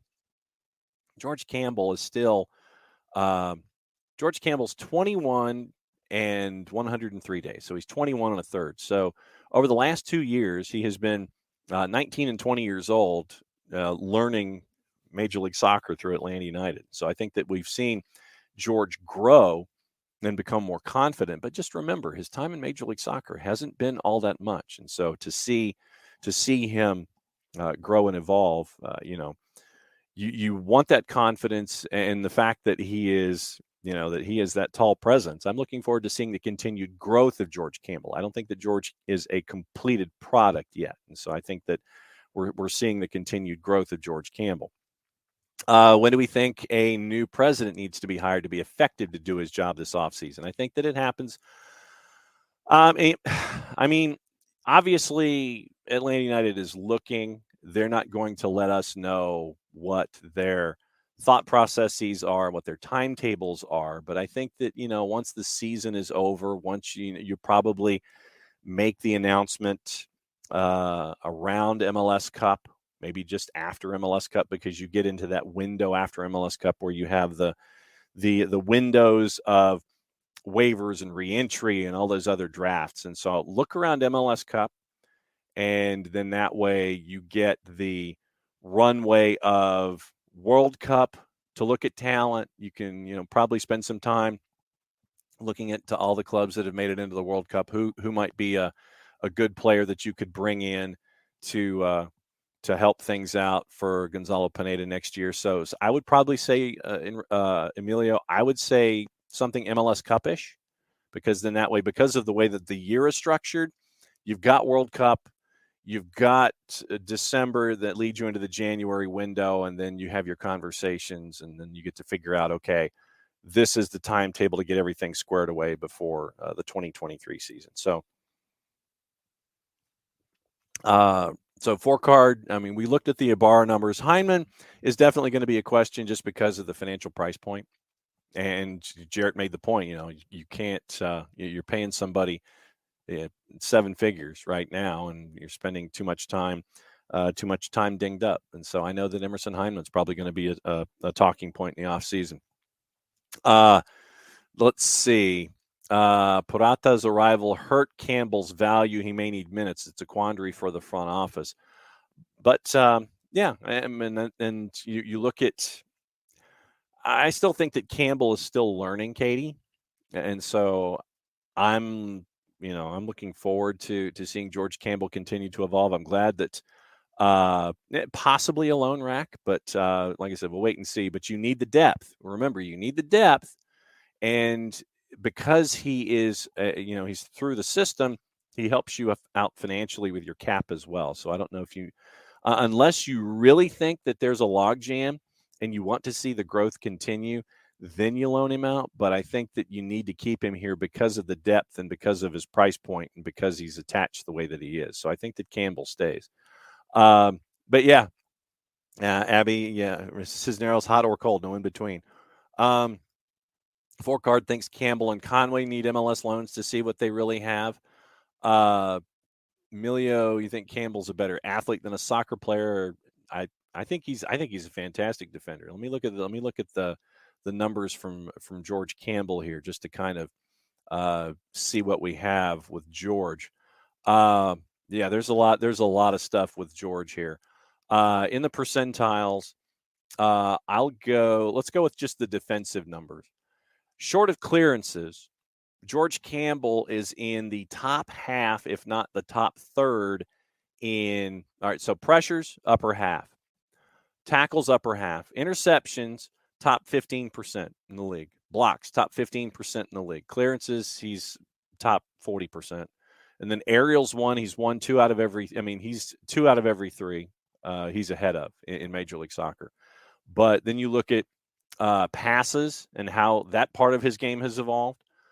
Top 15% in passes attempted, top 30% in pass completion, top quarter in progressive passes, top 10% in progressive carries, top 25% dribbles completed, top 50% in touches, and then once again, top quarter in progressive passes received. Shot creating actions for George Campbell, 88th percentile in shot creating actions. This is against other center backs.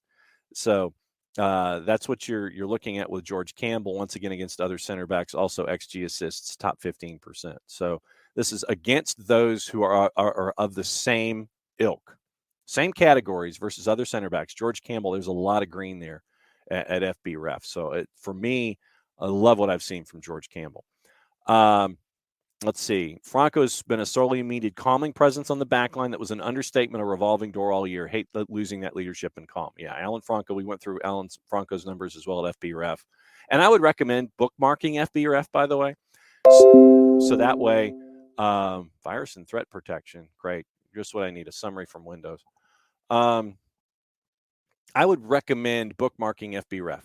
So that way you can look at those kinds of numbers for players. Let's see. 4 card with the 2's not in USL anymore. Probably need to get the borderline guys MLS loans instead of more time on MLS Next. Gutman is the world's first left back, center back, striker hybrid. So what do you call him? A striker back, maybe? Let's call Gutman a striker back. Campbell was a midfielder, sometimes gets caught between two minds. Bigger upside than Miles, can improve his defensive decisions. Yeah, I think you're good there, Rack, as well. Left-footed Danny Alves, Coco. Yes, but it's been fun to see Andrew Gutman. But yeah, Gutman and Wiley, Jarrett mentioned that in hour number 1 as well, about integrating them at the same time. Katie, not on Team Mosqueda yet. Fun, I guess, but yeah, I know he's like a deer. He's like the baby giraffe. But I like what I've seen. As literally when he first showed, it was just like, all right, we need you for 10 minutes, go run. And you're seeing that speed from Mosqueda. But once again, remember, he's only been in pieces of 11 matches. So just as his game continues to evolve, I like what I'm seeing from Mosqueda so far. We'll see what happens with the loan in the offseason. Yeah, Rack, interesting spot between our high money signings and good pickups and the pressure from extreme talent coming through the academy. Plan to be Dallas Academy type team just around the corner. Yeah, and I mean, you see all of the homegrowns that we talked about now are number 1 working their way up. It is going to get very, very crowded very, very soon, and it's not going to stop. And yeah, I mean, I like Hosetsu. I'd like to see Hosetsu and Hyman, Rack, because once again, it's different things that they give you. I think that if they're healthy, you're not looking at having Omar Sadic as a starter. You're having that kind of that kind of activity. Looking forward to finding out where the 2's are playing next year. Please hold. But yeah, we don't know that yet, Abby. And you look at MLS Next Pro. And I'm going to try in our 1v1s to track down somebody from the Capybaras Crew 2 and maybe Marco Micheletto, maybe Coleman Gannon, and St. Louis, because what we've seen from St. Louis City is a chance at winning a title. And man, that trophy was weird looking, by the way, with the arrow, the kind of lightning bolt arrow kind of thing. Saw that trophy being presented to St. Louis City or STL City SC last night. Yeah, that was a weird looking trophy. Yeah, Bart, Sadich has to stay cap friendly. MLS veteran need to explore more guys like that. Yeah, if they fit. If they absolutely fit, then having guys like Amar Sadich, that's what you need to help you out. But once again, you need those guys. You need the DPs. You need the high AMs. You need your veterans, like we've seen from an Alex DeJohn, like we've seen from Amar Sadich. That kind of talent you need as well. In addition to your homegrowns that are coming up, you need all four of those categories. And when you find guys like Amar Sadich, very, very good stuff. Yeah, Brad's older, definitely. The Abby, the new young goalie for the Twos, phenomenal. Yeah, Nash Skoglund, he was a fun watch, and to see the post match quotes from Nash was having the time of his life out there, and it was fun to call that match for Nash. And he had great command, and he wanted the ball, and he wanted to be engaged, and he wanted to be sweeper keeper. I mean, it's a 16, 17-year-old kid. Love seeing that stuff. Let's see. Moving on. Bart's moving on from Heineman and Hosechu. Need the cap room to improve the midfield. Yeah, like I said, it'll be interesting to see what the numbers are. Let's see, and who stays and who goes. Let's see. Dunga, Ibarra, Hosechu, Heineman, Joseph all need to go for different reasons. Orlando City's a good fit for Joseph. Wait a minute. Wait, you're sending Dunga, you're sending folks to the purple team now? Whew, man. Yeah, I was gonna say Rax says don't send him to Orlando. You're ready to fight. Bart's ready to fire people. And so we get back to that. So we'll see what happens with all of that. And I don't know if that's I don't know. Bart, when it comes to firing people, who? I mean, is it me? Is it players? Is it front office? I imagine it might be some combination of a lot of them. Let's see. And then there's all of that. Yeah, Uncle, it's like I said, Uncle, keep an eye on MLS Cup week, because then you'll know teams that will have tried to find positions to fill. If somebody you're looking for a coach, that would be the time to make. That way you make your big splash in and around the Cup week, that kind of thing. So that's what you're looking at. Let's see. Uncle, almost wish we weren't exempt from the expansion draft. A lot of players would like to see moved, and it would be an opportunity to possibly shed a bad contract. Possibly. But then, folks would sit there and look at that bad contract, and they'll go, I don't know. And Moreno instantly impacted the game when he came in against New England, completely baffled why he hasn't been utilized lately, even if it's just a sub. And Uncle, that goes back to the discussion we were talking about. It's situational. Against teams that do certain things, like a Philadelphia, Marcelino Moreno would get absolutely, and they would do it with anybody and everybody, frankly, but they would stand him up. They would try to be uber physical with him, knock him off his pins. He wouldn't be able to be that creator that we're used to. So, and that's the thing that I would ask when you're looking at games, that when you've got deep teams like Atlanta in a perfect world, you're going to have guys that can do certain things against a team that would have the opposition on their heels. So keep an eye on those game by game situations to figure out, okay, this would be a good situation for player X to be a part of the starting 11 because of his skill set. It would be a good, situation for player Y to come in off the bench, those kinds of things. Literally, it is a case by case basis and a game by game basis with a deep team as to why someone fits in a starting 11, someone fits coming in off the bench. So just, just keep an eye on those kinds of things. Let's see. No, his numbers aren't great, but like I said, Uncle, I think we go back to the Miggy discussion, 17 and 18, and so that's how. Right, Bart. Cisneros was never meant to be the guy long term. I think we have to let him go this offseason as well. Definitely, yeah. Jackson Conway is definitely another decision that has to be made as well. Sharif, half glass full outlook. Hopefully, all the injured guys available at the beginning of next season or within a couple of weeks of the start. Probably take some time for them to get back into the groove of match day. True. So we'll keep an eye on that. Shiva, is there a coincidence that us in Seattle both missed the playoffs? I think this is also the first time that the defending conference winners don't make the playoffs. I think it's the first time in Major League Soccer history that this has happened. So yeah, I mean it's crazy. It's been a crazy year for a bunch of different reasons for a lot of different teams. But yeah, I still don't see a star on the LAFC kit. That's just me. I would like to know, yeah, Abby, I'm with you. I'd like to know the percentage of injuries compared to everybody else. Like to know how other teams were with injuries, what percentage of our players had injuries compared to other teams. I remember it's 20 injuries on a 37 player activation. So I don't think it you ask around the league when it comes to Atlanta United, I don't think that they will have seen that many injuries attached to one team in a season. 20 injuries over 37 players and 8 goalkeepers for the first and second team. That was a crazy one for me when I found that out the other night. Yeah, I mean, no, you can't rely on stats when we don't win, but at the same time, I think it adds context to activity. While we sit there and we may focus on one thing, I think that if we look at the entire picture, I think it helps out with individuals too, Emilio. Yeah, Abby, with you. Hope fans come out this weekend, still show appreciation for the team. Sure, plenty of tickets will be available, unfortunately. Shoa, I would just ask that you be there because it's the last time you'll get to see him this year.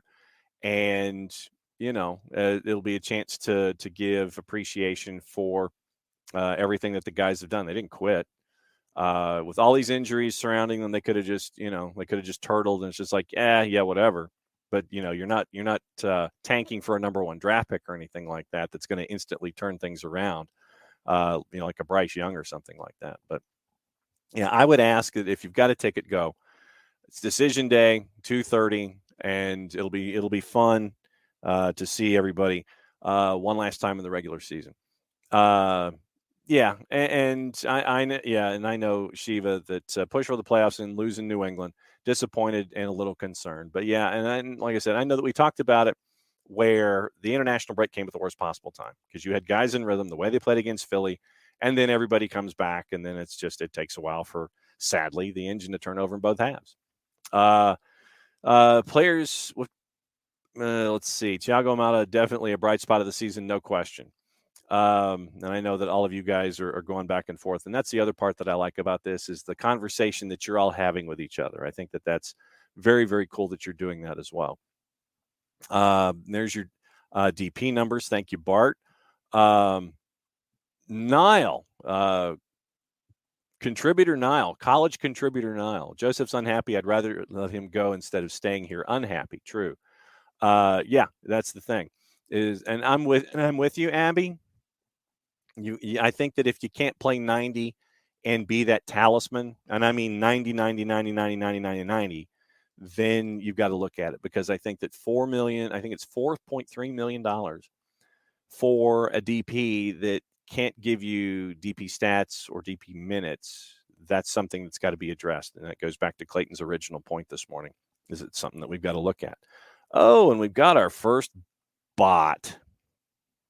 First bot in a while.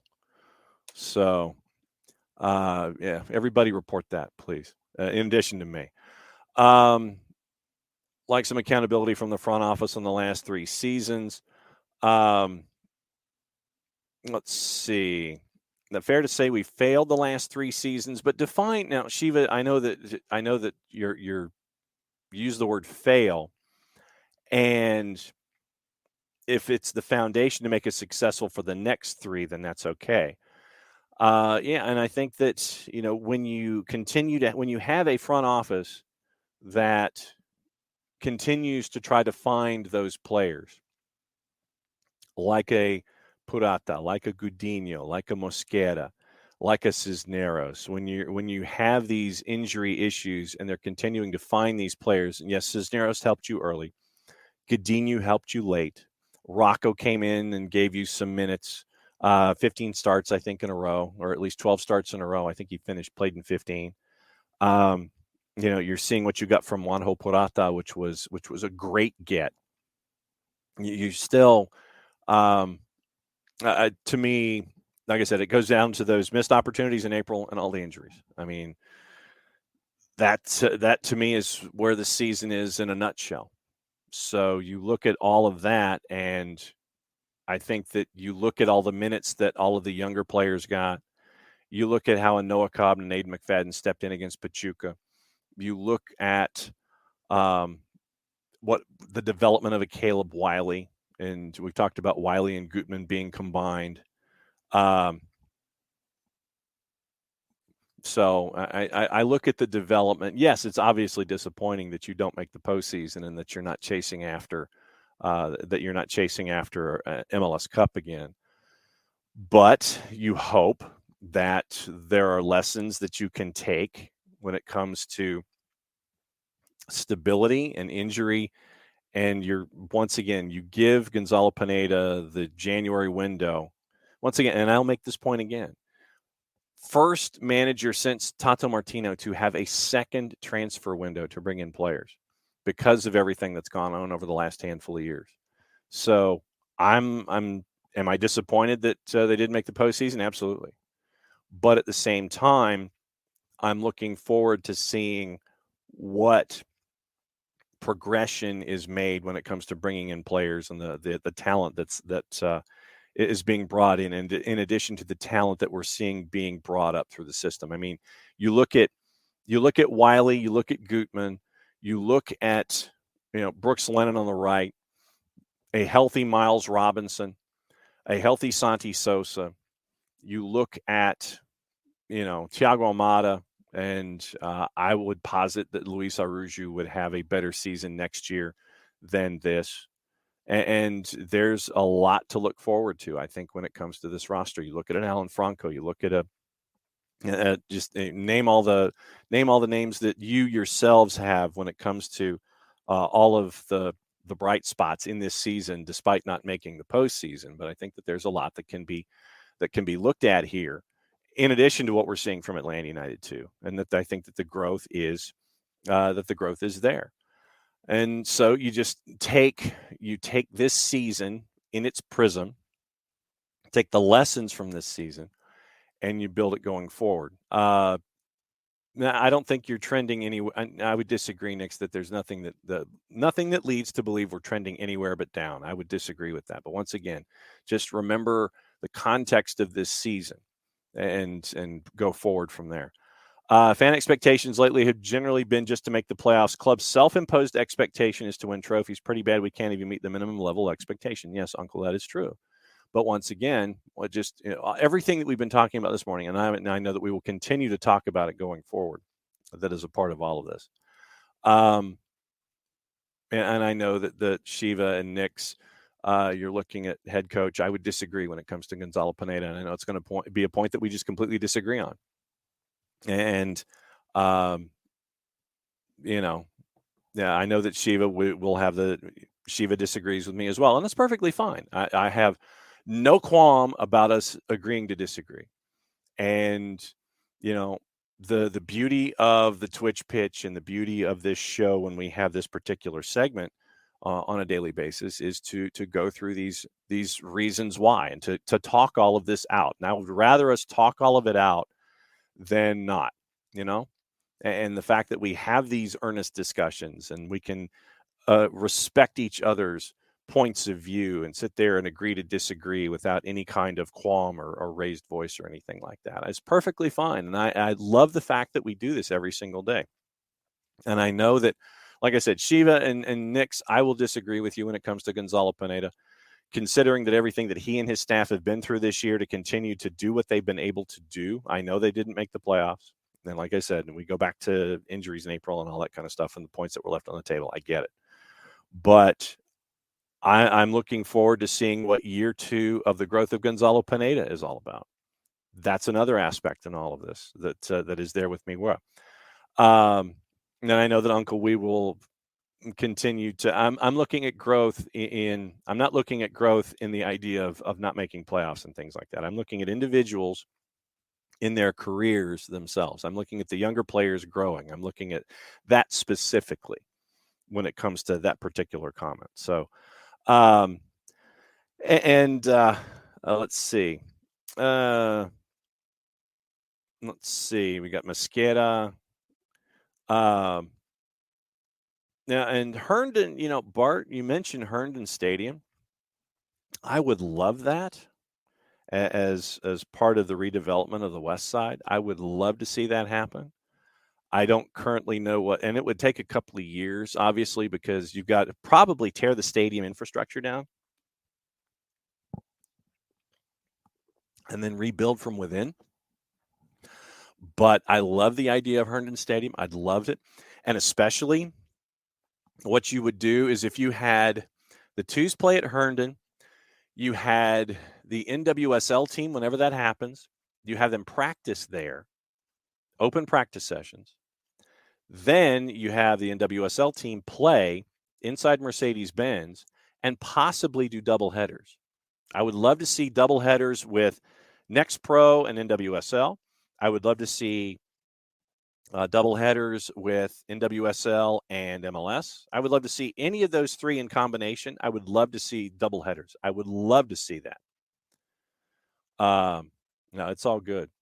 Let's see. Abby says contacts are saying, assuming MLS next games will be at Kennesaw State next year. Uncle's list of must moves: Hosechu, Heineman, Ibarra, Aruju. Worst case, we don't lose. Yeah, Knicks. Yeah, John uses an old timey phrase. That's definitely on the bingo card. But yeah, well, considering I am of a certain vintage. I am 39 repeating, so I feel like if Brian Dunseth had Dunny bingo, should we go ahead and just say that there's going to be a Nelly bingo at the same time, and have you guys come up with your Nelly bingo card and almost do the same kind of a thing? But I mean, come up with your own thoughts where they do with Brian Dunseth bingo, where Dunny bingo is you submit phrases and Dunny tries to drop them into the broadcast. With me and on the Nelly bingo card, just come up with like your own things and put it in the Discord. So that way I don't see it. Put it like in the food channel in the Discord because I'm not allowed in the food channel.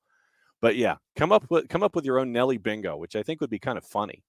And then let me know who's winning Nelly bingo when it happens. So please do that. Once again, we get into Heineman as parts of discussions. Let's see. Yeah, I mean, if you asked anybody with Atlanta United about the last three seasons, of course, I think they would say that not making the playoffs would be a failure. I mean, I think that's part and parcel. Any team wants to make the playoffs, and you just try to you hope that you learn lessons and you apply them and you move forward. I think that's the biggest thing here. Is that the lesson this year is, oh my God, don't get injured. Sorry, I've been drinking a lot of Mountain Dew this morning. Abby, good to see you.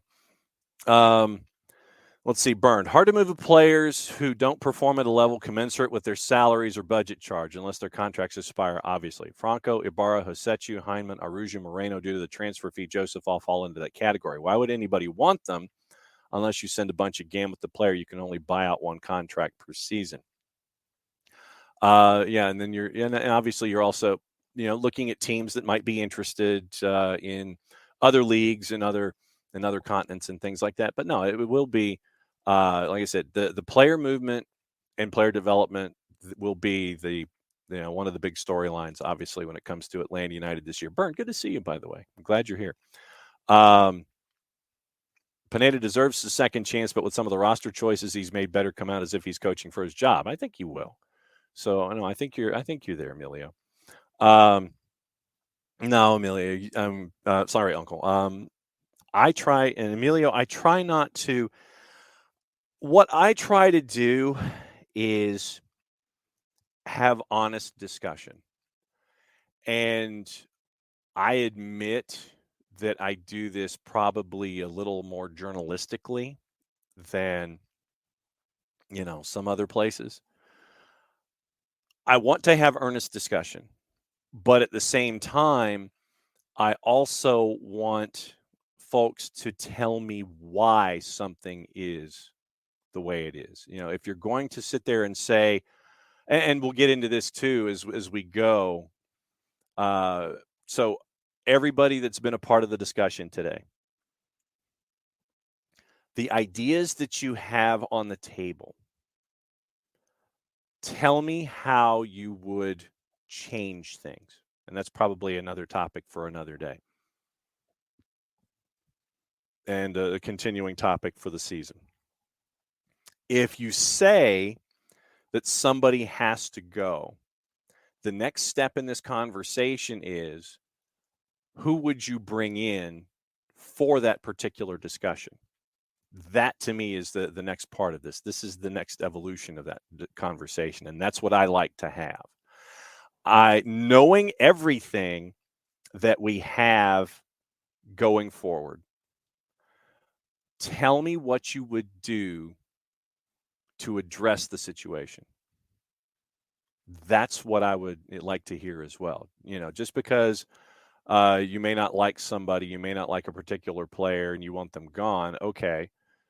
What would you do when it comes to addressing the issue that's attached to that particular player? How would you address the situation?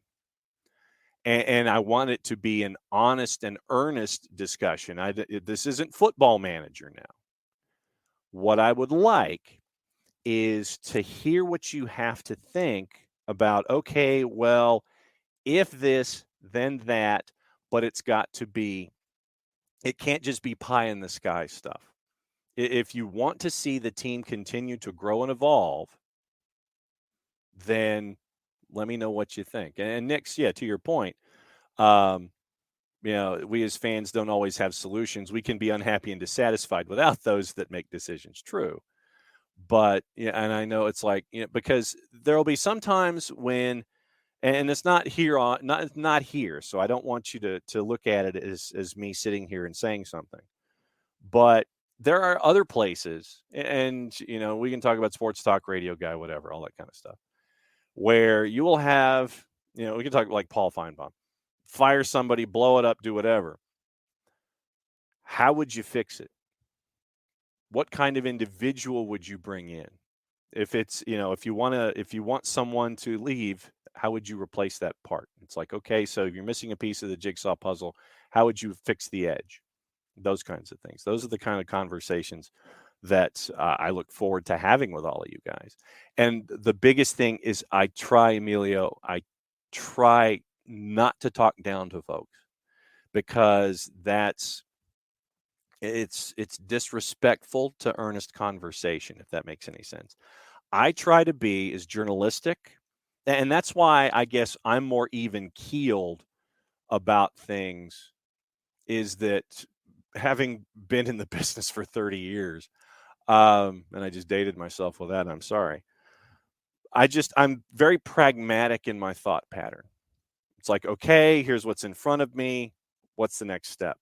So that's how I've kind of gone about things. It's like, okay, this is in front of me. What's the next step? And to have these kinds of conversations, I like to have the discourse that we all have on a daily basis, whether it's with you guys, with each other, and I love to see that. That's great. Or, to have the conversations in general with me, and I'm humbled that you would hang to do that kind of stuff. So as we go forward, what kind of individuals are you looking for? And like I said, it doesn't necessarily have to be a name that is at the top of your head. What kind of individual are you looking for a specific kind of a thing? So as a part of this conversation going forward, where would you like, where are we taking the conversation with these individuals? And I try not to talk down to folks. I just, I want to have an honest discourse, and I've always tried to have an honest discourse. And no, Amelia, you don't deserve to be talked down to. No one deserves to be talked down to in this entire process. Okay, so Bart, with the update on Herndon, Clark Atlanta currently owns the stadium, so a redevelopment project to fit soccer and college football would be smart. Can't put an NWSL team in the bins or at KSU. So that's so like, okay, then have it all at Herndon. Tear it all down, build it back up. NWSL and next pro at Herndon. I love it. Burn. Pineda's not the issue, in my opinion. I think you do fine with an above-average roster that fits his playing idea, that fits together better, i.e. eliminate redundancies like 2 number 10s, et cetera. I agree. No accountability from the front office for these past 3 years of failure. If I was bad at my job for 3 years, I'd be fired. How has Carlos lasted this long? I think you've had accountability with coaches. I mean, Heinze, accountability. Frank, accountability after MLS is next. So I think that you've had accountability. I mean, when you look at the front office, they can't play. And this is going to sound simplistic, Uncle. So this is going to sound very simplistic, but a front office can't play. A front office can give the tools, but they can't build the house, if that makes any sense. They can't build the wagon that you're trying to, or the soapbox that you're trying to push down the hill. So they can only do so much. And that's how I'm looking at it. Coaches have been accountable. I mean, we've seen Gabriel Heinze gone. We've seen Frank de Boer gone. And so, like I said, this is your 4th full-time head coach, and this will be the 2nd time since coach number 1 that you will have had a second window for a coach to build through transfers. Let's see. And then Byrne and Bart going back and forth. Not a scout, say put money in the scouting department, but that's where your academy comes in, Uncle. Drop as many bad contracts as possible. And I think and you're looking once again in the off season when it comes to bad contracts. Morning, Gustavo. Hola. Good to see you. Strange to watch me alone, but you're a real pro. Glad you're doing fine. And we are glad that you are doing fine as well. It's good to see you, my friend. And don't be a stranger. And then once again, Gustavo, just to remind you, and for those who might have missed it first time through, Jason's fighting long COVID. And so that's the biggest thing, is that his health right now is first and foremost. And so that's why you see me and Jarrett in the first hour, and that's why you see more guests than we have in the past. So that's the biggest thing, is that Jason's health is his number one priority. But it's good to see you, my friend.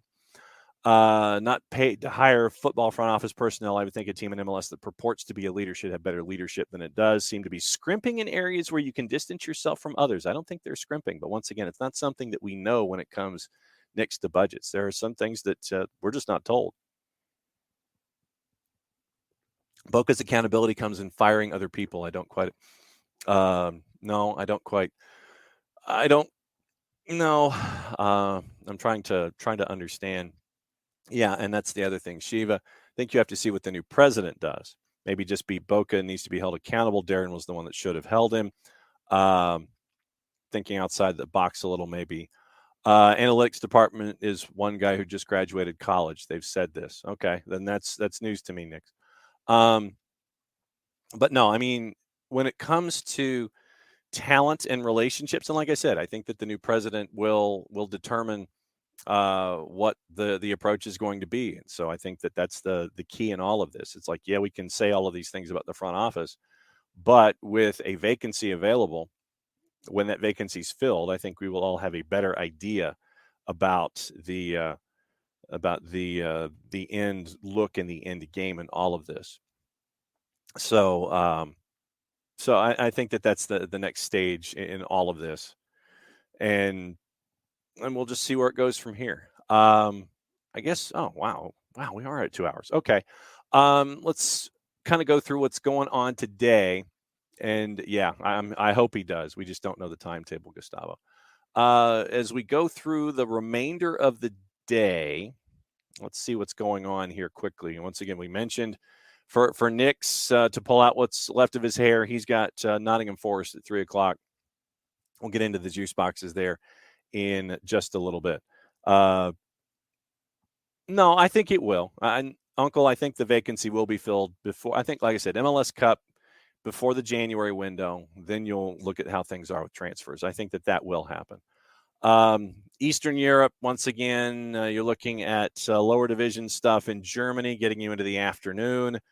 You're looking at Argentina lower divisions, South America lower divisions, Europe lower divisions, Serie A 245, Verona and Udinese. Udinese is a plus 117. Verona and the draw basically are the same at a plus 246 to 250. La Liga at 3, Rayo Vallecano and Elche. Rayo Vallecano a big favorite at a minus 152. Let's see. Primera in South America in various countries. Our buddies at Deportivo Morón play at 6 o'clock tonight. They're an underdog at home. Primera Nacional, all boys in Santa Marina. All boys. It's the first time that they've been here. Minus 128. Rosario Central at 7 o'clock against Unión de Santa Fe. Rosario Central is a favorite at a plus 144. And you have other stuff going on in South America as well. Yes, no doubt. And there's nothing wrong with being frustrated. And there's absolutely nothing wrong with being frustrated because I think we all want the same thing. We all want Atlanta United to succeed. We all want them to win cups. We want them to win every damn trophy that's out there. And and just what I would ask is that just remember how much of a challenge and taking things into each level of its own context, because you remember MLS is next, and you remember what happened there with De Boer, and then you had Stephen Glass finish that season. Then you come in with Gabriel Heinze, and you thought that you had done your due diligence in a COVID situation, trying to bring in a coach that you thought would be somewhat of the same philosophically, and there were just things that did not work. And then, then you bring in Gonzalo Pineda. And Pineda, when he was brought in, he was, I think by the time it was done, Atlanta United was top 5 average in points per game toward the tail end of last season. And that's him working with the tools and with everything that was placed in front of him. And so I think that you got to see what kind of a manager Gonzalo Pineda could be with those kinds of resources. And then unfortunately this year, once again, we talked about all of the things that we've talked about with this season. So you've just looked for continued growth. I know you want accountability, Uncle, and you want consequences. And so I know you do. You're not the only one in that regard. What was I looking up? Oh, schedule. All right. So soccer on TV today. Yeah, LAFC clinched their second Supporters Shield in 4 years. Good for them. USA has Premier League, and Universo has the Premier League. ESPN Plus has your La Liga action, college men at 2 and 6. Paramount Plus has all of your action from Argentina in the Primera at 7, with Rosario Central and Unión de Santa Fe, and then the Brasileiro at 6 and 7, Serie A at 245. So it's a very, very limited schedule today with what's going on a Monday. Let's see, where did I lose things? Let's see. And Burned and Bart going back and forth. Let's see. I think that the club must do a poll with the founding members to establish the philosophy because we lost it. Need that in the first place to make all of their decisions. And once again, Bart, the fact that Bart and Burned going back and forth, that's good stuff. I like to see that as well. Let me see if there's anything else going on before we go. That's right. We have to go through Wolves sacked Bruno Lage after the loss at West Ham. And so we've got that to look for. We'll get into the gossip of traditional, the gossip of the day, something that we've always looked at. Former Olympiacos coach Pedro Martins likely to be a strong contender to replace Bruno Lage as Wolves manager. Sevilla coach Julian Lopetegui could be considered. Celtic's Ange Postecoglou has been discussed. Good luck on getting Ange away from Celtic. That's from the Telegraph. Sporting Lisbon boss Ruben Amorim is also among the contenders for the Wolves job, though it would cost the club $20 million in compensation. That's from the three-letter paper, so take that for what it's worth. Chelsea wanted to keep the news that Christopher Nkunku had already had a medical with the club a secret, as they've yet to agree to a fee with RB Leipzig for the 24-year-old forward. That's from our friend Fabrizio Romano. Liverpool faced competition from Juve And Real Madrid for the signature of the 25-year-old Belgian midfielder Yuri Tielemans, whose Leicester contract expires at the end of the season. That's from Calcio Mercato. I guess I should have said earmuffs to you, Nix, before I read that story. Sevilla Valencia, interested in signing Anthony Martial from Manchester United from Todo Fichajes. UAE side Sharjah FC have expressed an interest in signing Everton striker Solomon Rondon, though the 33-year-old Venezuela international looks likely to stay. Reims wants to turn their season-long loan of Folarin Balogun into a permanent move. Arsenal could face competition from Chelsea, Bayern, and PSG for 22-year-old Juve striker Dusan Vlahovic from Il Bianconero. Manchester United failed in a bid to sign Manuel Locatelli from Juve over the summer, according to Sport Mediaset. Arsenal have inquired about signing Locatelli in the January window. That's courtesy of Calcio Mercato. And Tottenham's Brazil winger Lucas Moura will be a target for Sevilla in the January transfer window from Vamos Mi Sevilla. That one's in Spanish, translated to our friends at the BBC. Let's see. Also on the board before we go, Nick's no doubt. Awful tragedy in Indonesia, and sounds like the police hold most of the blame. That's really Middlesbrough sat Chris Wilder in the championship after only 11 months. Middlesbrough's at close to the bottom of the table in the championship. Let's see. So, and initially the death toll, I think, Nick's was like in the 175, and they've downgraded it, thankfully, to about 125. Police fired tear gas, trampled to death after police fired tear gas. Angry at their team's first home defeat by rival club in 23 years, thousands of Arema supporters invaded the pitch, and this is if you haven't heard the story, threw bottles and other missiles at players and football officials. Clashes spread outside the stadium, where 5 police vehicles were overturned and set on fire. Riot police responded by firing tear gas, including towards the stadium stand, sparking panic. Tear gas is banned at football stadia by FIFA. Some people suffocated, others trampled as hundreds ran to the exits in a bid to escape. Children among the victims, according to some reports. East Java Police Chief Nico Afinta told a news conference, quote, "We've already done a preventive action before finally firing the tear gas as they began to attack the police, acting anarchically and burning vehicles." Some local officials put the death toll at 174, revised down to 125. Earlier figure may have included duplicate fatalities, more than 300 taken to nearby hospitals. Many died on the way during treatment. Number of dead likely to increase because many of the estimated 180 injured receiving treatment were deteriorating. Quote from Gianni Infantino. I'm going to pass that. Indonesia's Football Association, known as PSSI, has suspended the Premier League indefinitely in light of the tragedy, banned Arema from hosting matches for the rest of the season, ordered the sports minister, national police chief, and chairman of the PSSI to carry out a full investigation into the match and its security arrangements. Indonesia's sport minister, Zainuddin Amali, expressed his regret this tragedy happened when we're preparing for soccer game activities, both national and international level. Indonesia was due to host the 2023 FIFA U20. As the host, the country automatically qualifies. Understatement from Minister Amali. Unfortunately, this incident has certainly injured our soccer image. Malang Police Chief Fairly Hidayat said that there were some 42,000 spectators at the match, all of whom were Arema fans because the organizer had banned visiting fans from entering the stadium in an effort to avoid trouble. And according to our friends at Sky Sports, hooliganism is rife in Indonesia, where fanaticism often ends in violence, highlighted by the 2018 death of a Persija Jakarta supporter killed by a mob of hardcore fans from rival club Persib Bandung. Not the first time, and this quote from Justinus Laksana, not the first time we've had deadly casualties, but usually it's 1 or 2 people who die. Very sad. The right solution was not found way before this happened. So, and FIFA lowered all their flags, half staff over the weekend. Spain La Liga holding a minute's silence before matches. A number of UK clubs, including Manchester United, Arsenal, Liverpool, reached out on social media to express their sadness and condolence. So, yeah, that was pretty bad. I know. That's awful stuff. But, yeah, that was saw that over the weekend. I'm glad that the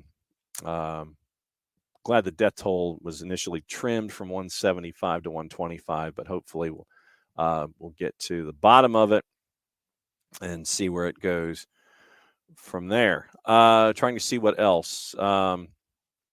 interesting interview with Kellen Acosta over at Soccer America, if you guys haven't had a chance to read that. And he had a couple of things, a couple of interesting things to say in there. So that's your requested reading today if you have a subscription to Soccer America, the interview that came out over the weekend with Kellen Acosta. Let's see. Before we go, and once again, thanks to everybody for hanging out. Gustavo, in short, what does Atlanta United want to be? A good possession team or a big and successful American soccer team that can win something internationally? So that's, it's part of the question and the identity that we have going forward. Trying to see from our friends at Sky if there's anything else that we didn't get to talk about. Let's see. News and gossip. Paul Scholes taking a dig at the club's wingers after the 6-3 loss to Manchester City. Anyone, and he posted on his IG, anyone remember when wingers used to help their fullbacks? He posted a picture of himself. Women's Champions League group stage draw in full. Group A, Chelsea, PSG, Real Madrid, and Vlasnia. Group B, Wolfsburg, Slavia Prague, St. Pölten, and Roma. Group C, Lyon, Arsenal, Juve, Zurich. Group D, Barcelona, Bayern Munich, Rosengard, and Benfica. So that's your draw there. Women's Champions League schedule. Match day 1 starts October 19-20. Then it's October 26 and 7. They come back just before American Thanksgiving for match day 3. 3 match days in December get you right up to Christmas. And then the quarterfinal, semifinal draws on January 20th. Quarterfinals in March, very late. Semifinals in April, late. Saturday, June 3rd or June 4 at PSV Eindhoven is when your final is going to be for the Women's Champions League. I think that is it for today, guys. Once again, thanks for hanging out and going back and forth with me on a daily basis. We'll do more of this. Like I said, we will do this as long as you guys want. We'll continue to talk about all this kind of stuff. Obviously, tomorrow we probably will go a little bit more into Major League Soccer and the league in and of itself. But obviously, with the last match coming up against Atlanta United, we can talk about that. We can talk about anything that's on the table, as we always do.